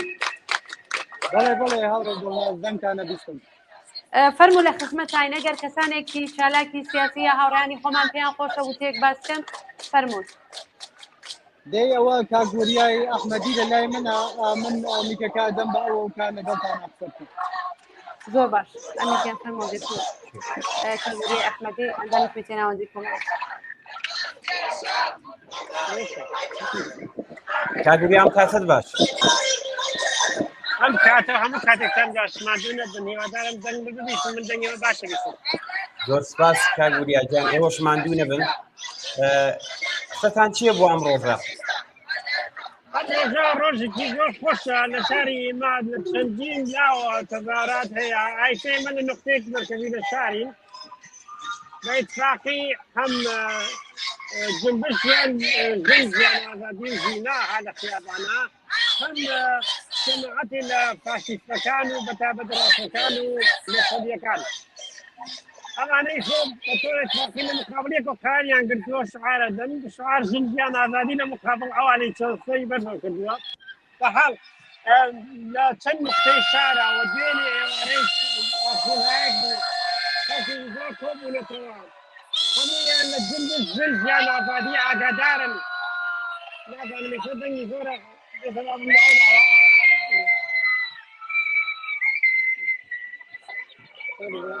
کاگوریا دەنگمانە بیستن بەڵێ بەڵێ دەنگتانە بیستن ئەمڕۆ بەڵێ بەڵێ من دەنگێوا بیستن ئەمڕۆ لە چەندین نقطە لەم شارە تەظاهرات هەیە هەم ئێرانیەکان هەم ئێرانی و ئەڵمانیەکان بەیەکەوە ئەوە لێرای نای ناو بەشێکیا کە ئەو بەشەی هەم ئەڵمانی هەم ئێرانیە دوێنێ ئێوارەی چەند لە مەسەشاراتەدا ئینی عشینی باسی یادارم عەکسەکانی یا فیلمەکانی گەشتن دەستانە پەشتان کردێتەوە من هەر لێرەوە هەر لەلایەن فەعالینی ئەم شارەوە تەبریکێژم بۆ بەرگزاری اقتصادی شتومەندی و تاثیرگوزار و مستەمری کوردستان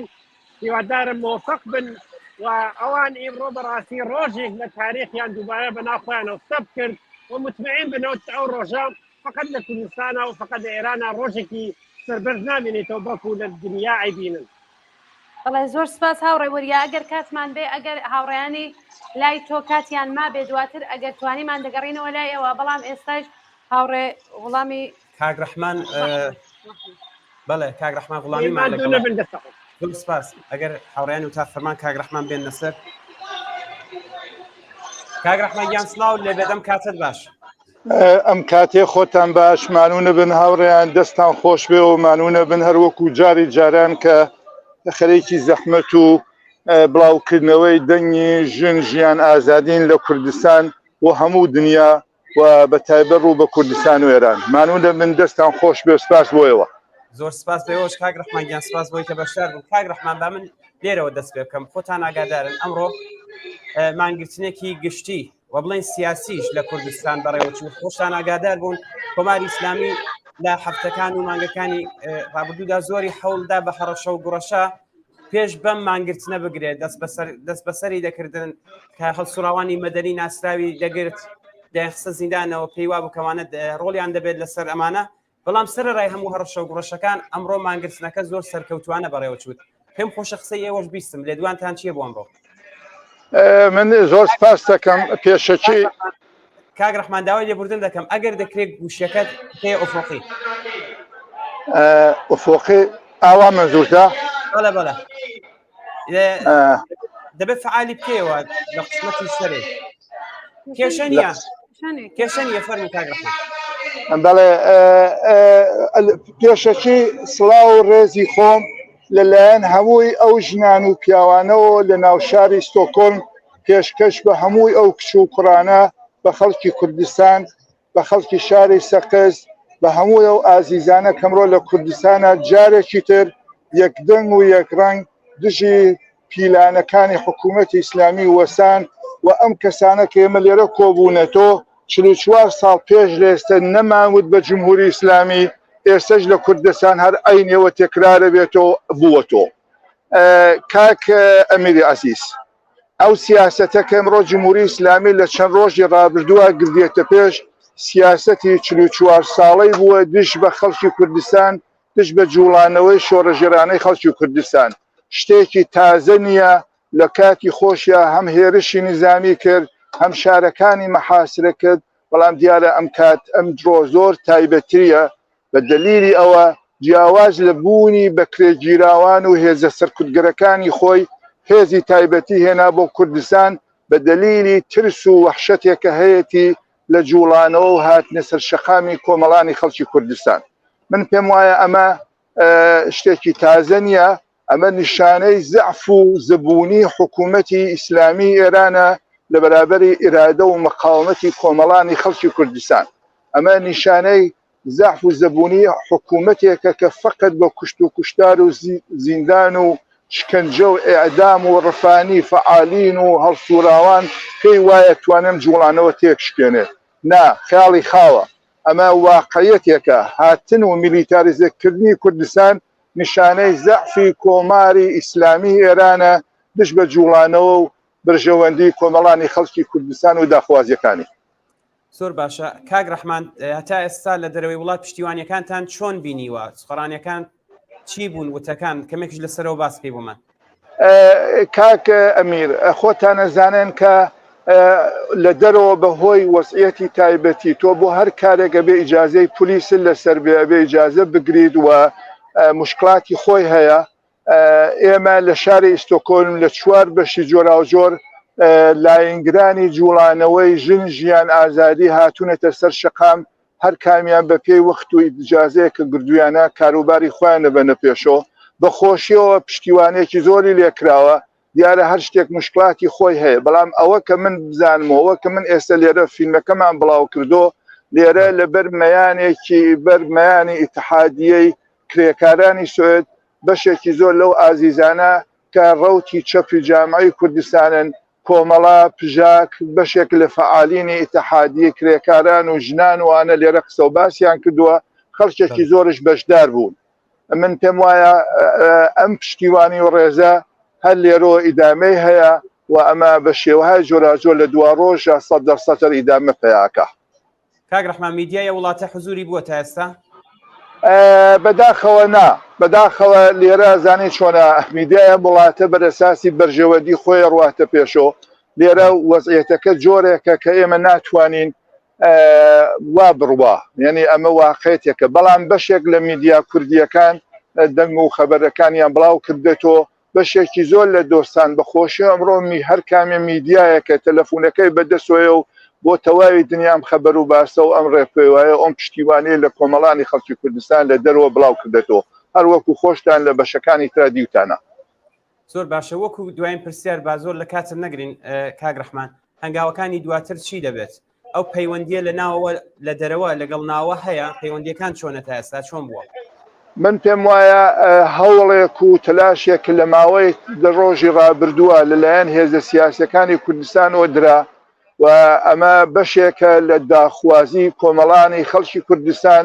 لەژێر زەخت و زۆری جمهوری ئیسلامی لە ئەحزابی سیاسی لە فعالین و من پێم وایە بەخۆشی ئەمە جوابی داهاتەوە سەرای هەر کەم و کوڕیەکە هەیەی کە 100% هەیەی، بەڵام ئەمە هەنگاوێکە بەرەو پێش. ئەمە بەشێکە لەو داخوازیانە کە کۆمەڵانی خەڵکی کوردستان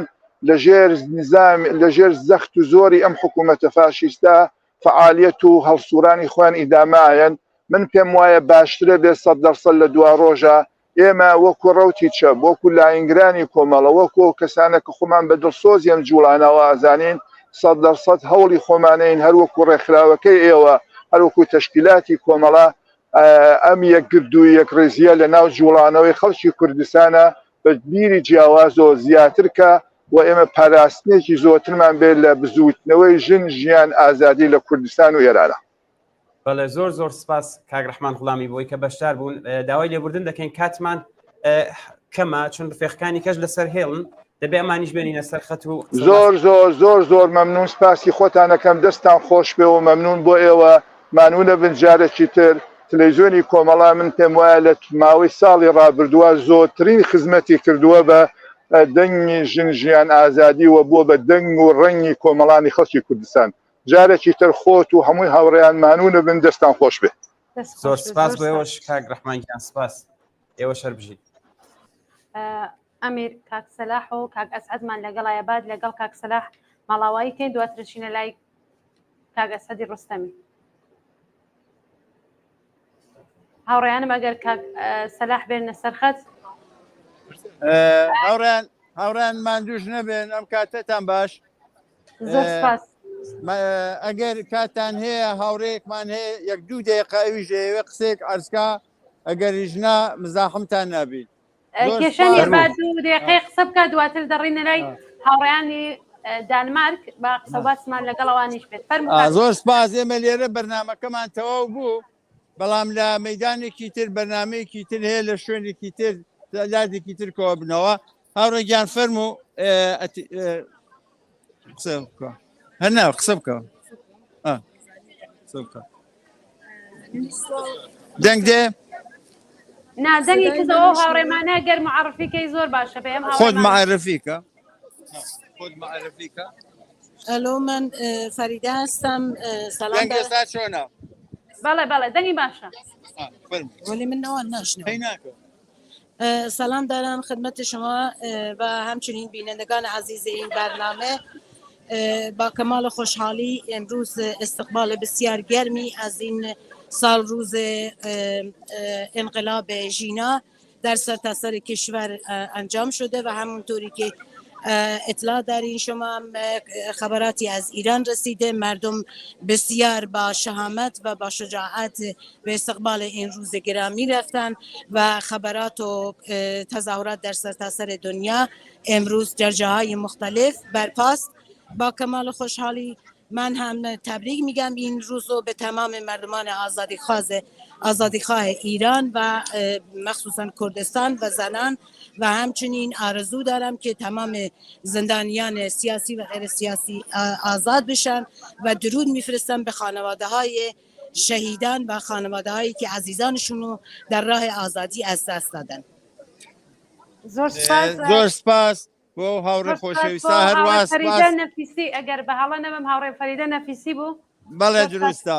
زۆر سپاس بۆش هاوڕێیان ماندووش نەبن هەر بژین بۆ شۆڕش ژن ژیان ئازادی زۆر سپاسانەکەن سپاس بێەوە شەر بژین سەرچاو زۆر سپاس ئەمیر هاوڕێ ئەسعەدمان لەگەڵە ئەگەر هاوڕێیانمان هەموو یەک دەنگ دەیڵێنەوە مەلا ون بن مەمێنەوە کاگە سعد سڵاو لەبێت سڵاوتان لێبێ هاوڕێیان ئەم کاتتان باش ئەسعەدم لە کوپنهاگە و لە خزمەتتانە زۆر سپاس کاگە سەگیان ماندوو نەبی کاگە سەد باسێومان بۆ بکە لە بەشداری لە وڵاتێکەوە لەوێن چۆن بووە لایەنە سیاسیەکان چیان ئەو بانگەوازە لەلایەن کێوە دەرکرا بەڵێ ئەم بانگەوازە لەلایەن ئێمەوە وەکو کمیتەی حمایەت لە مردم ئێران کە لە یەک ساڵ گوزەشتا هەموو شەممەیەک لە ناوەندی شاری کوپنهاگ خۆپیشانگاندگەلێکی گەورەمان بەڕێوە بردووە بە بەشداریکی خەڵکێکی بەرچاو لە دانیشتوانی خەڵک لە دەرەوەی وڵات ئەمڕۆیش هەر لە درێژەی ئەو کارۆچالیاتیانە کە هەمان بووە لە یەکێکی تر لە مەیدانە ناوەندیەکانی شاری کۆپنهاگ ئاکسیۆنێکمان بەڕێوە بردووە دیارە لە کۆپنهاگ سێ بێسلاح ئاکسیۆن بەڕێوە چووە کە ئەم جیاوازی ئەم ئاکسیۆنە ئێمە ئەوەیە کە ئێمە هەوڵمانداوە وەک ئەوەی کە هەوڵە دەم تەسویرەکانتان بۆ بوازمەوە سەیری یەک ساڵەی شۆڕشی ژنجیان ئازادی لە گرتنی ژینا و لە گیانبەختکردنی ژینا و دەستپێکردنی شۆڕش لە کوردستان لە ئاعترازات لە سەراسەری لە شارەکانی تری کوردستان لە ئاعترازاتی دانیشتوویان و دانش ئاموزان خەڵکی کوردستان و بەلوچستان و ئەوەی کە ئەیبینن لەو نەخشەیە زۆربەی ئەو قسمەتانە کە بە سوور دیاری کراوە بەشداری باقی شارەکانی ئێرانە لەسەر تاسەری ئێران بەرخوردی جنایەتکارانی کۆماری ئیسلامی بە خەڵک و هەروەها هەوڵمان داوەکە بڵین کە ژمارەیەکی بەرچاو لە خەڵکی ناڕازی و جوانان لەم ئاعترازاتە چاویانیان لە دەستا گیانیانیان لە دەستا و ئیعدام بوون و لە کۆتاییشە بڵین کە سەرەڕای هەموو جنایەتەکانی کۆماری ئیسلامی بەڵام ژن ژیان ئازادی و شۆڕشی ژینا درێژەی هەیە ئەم بانگەوازە کە ئێمە کردومانە دیارە لایەن گەلێکی تریش هاوکار بوون لەگەڵمانە وەکو پارتی ژیانی ئازادی کوردستان پەژاک و هەروەها کۆمەڵەی زەحمەتکێشانی کوردستان و بەڵام بانگەوازەکە بەڕسمی لەلایەن کمیتەی حمایەت لە مردمی ئێرانەوە دراوە کە ئێمەیش وەکو تەشکیلاتی خارج لە کشوەری حزبی کۆمۆنیستی ئێران و هەروەها کۆمەڵا بەشدارین لەگەڵ ئەوان لە یەک ساڵی ڕابردووەوە توانیومانە بەم شێوەیە دەنگی شۆڕشی ژیان ئازادی بین لە یەکێکی تر لە وڵاتانەی ئەوروپا کە وڵاتی دانمارکە. زۆر باشە کاگە سەد هەنگاوەکانی دواتر چیە؟ ئەمە بەردەوام دەبێت؟ گیانەکەم ببوورە. بەڵام هەنگاوەکانی دواتر چی هەروە بەردەوام دەبێت؟ ئێمە جیاوازی ئەم ئاکسیۆنەی ئێمە ئەمڕۆ ئەوەیە کە هەروە ئەو دروشمەی کە ئەیبینن ژیان ئازادی خەباتێکە بۆ بەدەستهێنانی مافە پێشێلکراوەکان و ئینکارکراوەکان لەلایەن هەر سیستمێکە و بێ شا بێ شێخ بێ کۆماری ئیسلامی بێ یا هەر کەسێ بێ ئێمە تا بەدیهاتنی ئەو ئاوات و ئارەزوانەیە خەڵکی شۆڕشگێر لە ئێران و کوردستانە بێدەنگ نابین و بەم شێوەیە بە توا و هێز و توانای خۆمانەوە دەنگی ئەوان بە شەقامەکان و ناوەندەکانی شارە گەورەکانی ئەوروپا ئەگەینین. زۆر باشە ماندوو نەبی کاگە سەیان ئەگەر زانیت کات هەبوو دووبارەتی نەوەلات. زۆر باشە کاتێکی خۆش بۆیەوە.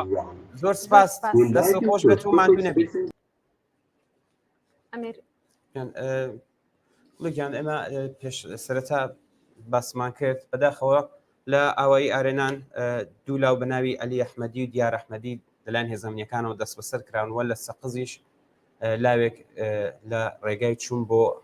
ئارامستانی ئایچی نەبەداخەوە درایبەر فیشک لەلایەن هێزە ئەمنیەکانەوە بریندار بووە هیوای باشبوونی بۆ دەخوازیین ئەمە دوو خەبەرە کە سەرەتا ئاماژەم پێدا چەند ویددیوێکمان پێما بێت تازە بەدەستگەیشتوە ئێمە لە بۆکان و دووبارە پێیانمان بواتوە ئەو جۆری کە پەیوەندیان هەیە لە شارەکان مەهابات و بۆکان و بڵێن پیران شار هەتا ئێستاش ئەم مانگرتنە هەروە بەردەوام بووە. زۆر سپاس بۆم بینەرەکە ئەم راپۆرتەی پێداین. ئەگەر ویددیۆ تازەکان ئامادەن هاوڕانی و تاقفەرمان ئەگەر بکرێت بە بڵای بکەینەوە بینەرانی عەزیزیش ببینێت.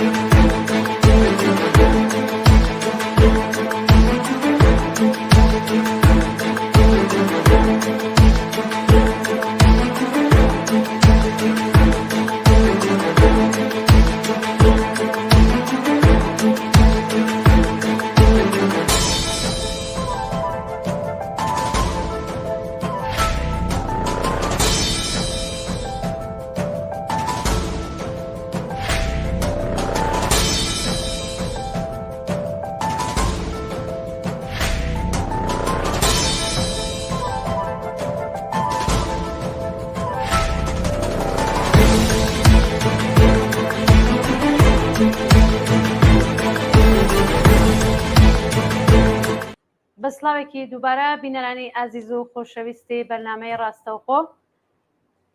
هەروەکو ئاگاداران ئەمڕۆ 25 مانگی خەرمانان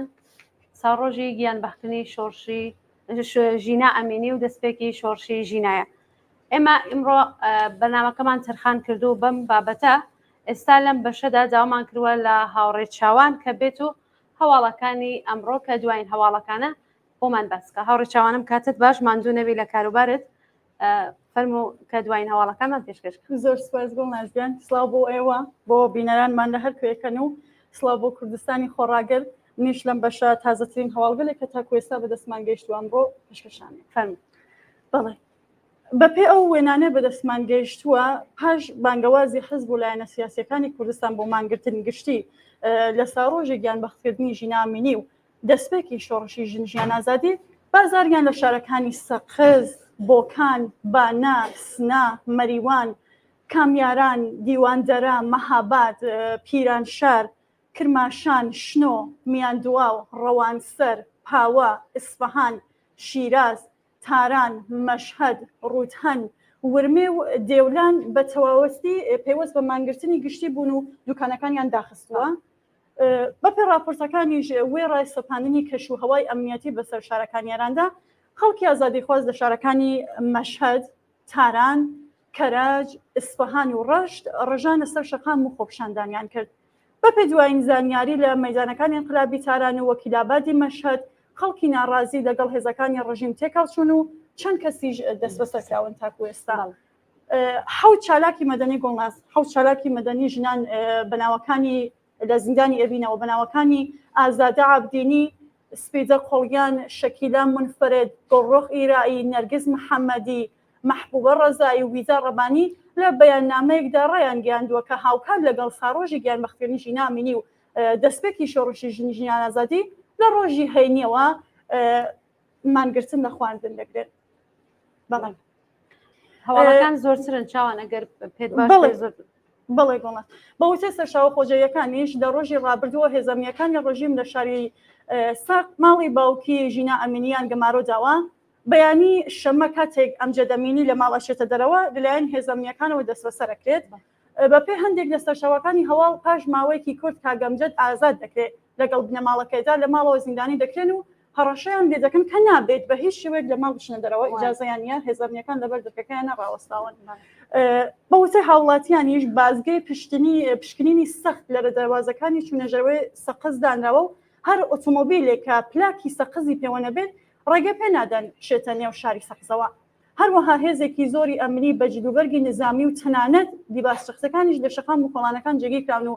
شارەکەیش بە تەواوەتی میلیتاری زەکراوە. بەپێ ئەو ڤیددیوانەش بەدەستمان گەیشتووە ڕژیمی سەرکردگەری کۆماری ئیسلامی ڕۆژانە چەک و چۆڵ و کەرەستەی نظامی بۆ سنوورەکانی ڕۆژهەڵاتی کوردستان ئەگوازێتەوە. هەروەها هەناردەکردنی هێزی سەرکرد لە شارەکانی دیکۆ بۆ شارەکانی کوردستان درێژە هەیە و هێزەکانی سوپا و فەراجا لە نێو شەقام و کۆڵانەکاندا مانۆڕی سەربازی بەڕێوە بنوە. باوەش باسکەم گۆڵناز شەوی هەینی خەڵکی شارەکانی سەقز، سنا، بانا، پیرانشار، مەریوان، مەهاباد، ئابدانان و دیواندەرە گۆڕەپانی ناڕزایەتی دژ بە کۆماری ئیسلامی بووە. شایانی باسیشەکە گۆڕستانی ئایچی گەمارۆ دراوە و ڕێڕەوی ئاوی بەنداوی چراغوەیست کراوەتەوە و ڕێگە نادرێت کەس لە ناوچەکانی دیکەوە خۆیان بگەینە گۆڕستانی ئایچی. بەڵێ لە هەواڵەکانی سەر لە بەیانی ئەمەمان ڕۆماڵ کرد چاوان فەرمی. بڵێ لە بەیاننامەی دایکانی شۆڕشی ژینا داهاتووە ئێمە دایکانی شۆڕشی ژینا ڕۆژی شەممە 25 خەرمانان و هاوکات لەگەڵ گیانبەختکردنی ژینامینی و دەستپێکی شۆڕشی ژن ئازادی بە شێوەیەکی یەکگرتووانە لەگەڵ دایکانی دادخواز و چین و توێژەکانی دیکەی کۆمەڵگا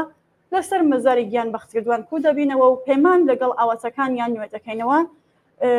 هەروەها داوا لە خەڵکی ئازادیخواز و بەرابەری تەڵەب ئەەکەین بەشداری خۆپیشاندانەکان بن و یەکڕیز و یەکگرتو بۆ ڕووخاندنی حکوومەتی دیکتاتۆری ئیسلامی هەنگاو هەڵبگرن. ئەمە بەیاننامەی ئەوان و لە بەیاننامەیەکی دیکە دالاوانی شۆڕژگەری کوردستان و ئێران داهاتووە کە لە ساڕۆژی بزوتنەوەی شۆڕژگەرانە ژینادا بە پێویستی دەزانین کە ئەو ڕێگایە گرتومانتە بەر تا کۆتایی بڕوین و بۆ جارێکی دیکە شەقامەکان داگیر بکەین و بەهێزتر لە پێش و هەموو شوێنێک بکەینە گۆڕەپانی خەبات و بەرخۆدان تاکو لە داهاتوویەکی نزیکدا سەرکەوتن سۆگە بکەین. دوو هاوڵاتی خەڵکی گوندی دەرەوەگانی سەر بە شاری دیواندەرە ئەگەر هەڵم نەکردبێ بە ناوەکانی ئارمان و عابد مرادی هەروەها خۆسرۆ فەتحی کوڕی گیانبەخت کردی و ڕێگای ئازادی حەبیبۆڵا فەتحی لەلایەن هێزەمینەکەوە ڕفێنراوە. لە شاری سەقزیش دوو چالاکی سنفی فەرهەنگیان بەناوەکانی عەزیز مەرزی و ئەمین مینایی لەلایەن هێزەمینەکانەوە دەست بەسەر و چارەنووسیان نادیارە. هەروەها ئەنجامێکی ئەنجومەنی هیوای زانست لە سەقزیش هەرو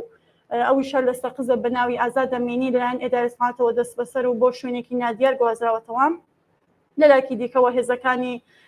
ئێدارەی سوپای پاسداران لە شاری مەهاباد دوو شارۆمەندیان بەناوەکانی ئەشکان فەهیم و ڕەزا ئەندیشە دەست بەسەر کردووە. هیچ زانیارەیەکیش سەبارەت بە چارەنووسیان لەبەردەستانیە. ئێرانیان ئازادی خوازیش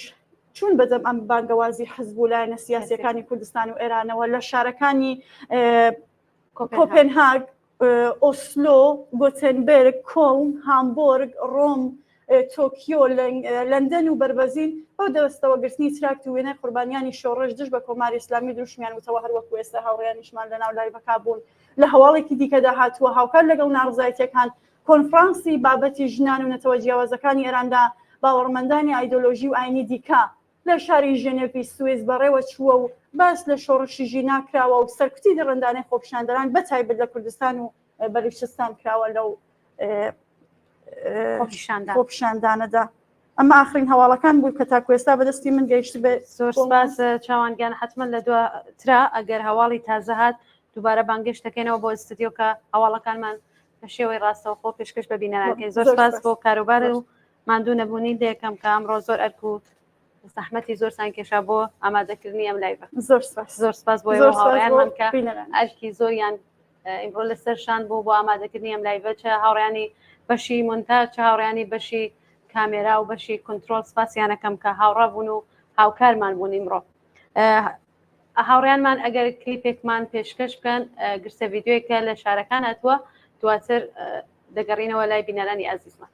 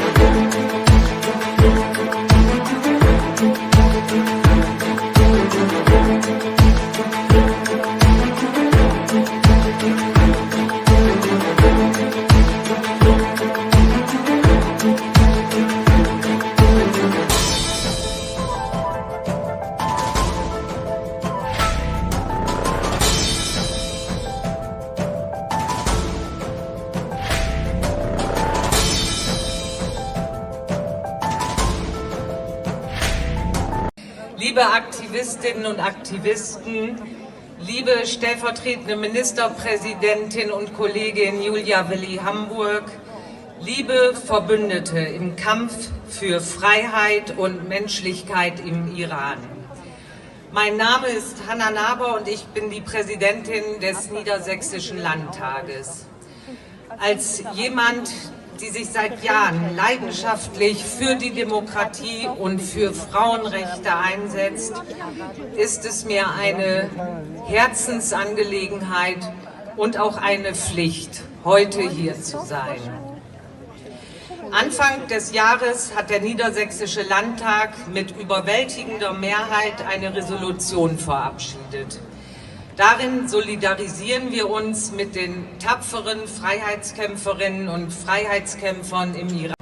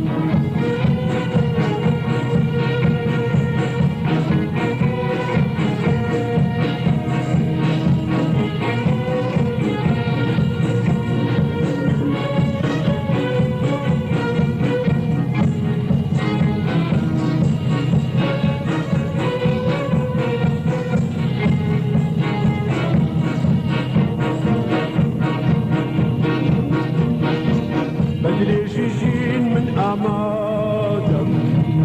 بۆ ئیمەنگی مەینەت ڕادام بدرێژی ژین من ئامادەم بۆ ئیمەنگی مەینەت ڕادام من ئەمەوێ بەبەتایە بۆ شەویستی مرۆڤ بەرم بۆ گستوکی ئەم دنیایە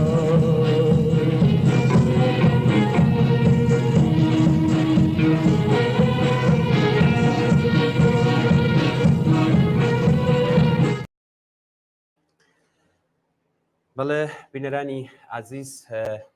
ئەو جۆرەی کە بە ئێمە ڕاگەاندرەوە دیارە هاوکارمان چاوان خبرەکانی باس کرد و لێرە بۆی خوێندەوە هەتا بە ئێستاکەش دیارە مانگرتنەکە بەگشتی لە کوردستان هەروە بەردەوامەوە بەش لە شارەکانی ئێرانیشی بەخۆیەوە گرتووە. ئەمڕۆ بۆ ئەم مەبەستە بۆ ئەم مانگرتنەکە سەرکەوتوانە بەڕێوەچوو کۆمەڵە ڕێکخراوی کوردستانی حیزبی کۆمونیستی ئێران ڕاگەیانێکی بەم بۆنەوە بڵاو کردەوە. ئەم ڕاگەیانە بۆ ئەم مانگرتنی سیاسی لە کوردستان کە سەرکەوتوانە بەڕێوەچوو دەری کردووە. ئەمڕۆ شەممە 25 مانگی خەرمانان ساڵڕۆژی قەچلی حکوومەتی ژینا ئەمینی وا سەرەتای شۆڕشی ژن ژیان ئازادی مانگرتنی سیاسی و گشتی خەڵکی کوردستان بۆ ڕێزگرتن لەم ڕۆژە مێژوویە لێبڕاوانە بە ئاکام گەیشت. ئەم مانگرتنە لە بارودۆخێکدا ڕوئەدات کە لە ماوەی دوو هەفتووی ڕابردوودا ڕژیمی کۆماری ئیسلامی هەرچی لە توانایدا بووە بۆ بەرگریکردن لە بەڕێوەچوونی بەکاری هێناوە. گرتنی بەدایان کەس لە هەڵسوڕاوانی ناسراوی مەدەنی کە پێی وابوو ڕەنگە دەور و نەخشێکیان لە بەڕێوەبردننی ئەم مانگرتنەدا هەبێت هەڕەشەکردن لە سەدان کەس لەو تێکۆشەرانەی کە زیندانی تعلیقیان هەبوو میلیتاریزەکردنی توندی سەرجەم شارەکانی کوردستان لە زمرەی ئەو کردارانە بوو. پامی سیاسی ئەم مانگرتنە گشتیە ڕوون و ئاشکرایە. شۆڕشی ژینا ژن ژیان ئازادی درێژەی هەیە و خەڵکی زۆر لێکرا و بێبەش عەزمیان بۆ سەرکەوتن جەزمە. بەڵام خەڵکی کوردستان لەم خەبات و خۆڕاگریە شکۆدارەدا بە تەنیا نەبوو. لەم ڕۆژانەدا لە چەندین شوێنی ئێراندا شاهیدی پشتیوانی خەڵک لە مانگرتنی گشتی لە کوردستان بووین و ئەمەش هەڵبەت بەڕێکەوتنیە. دەردی هاوبەش هاواری هاوبەشی دەبێت.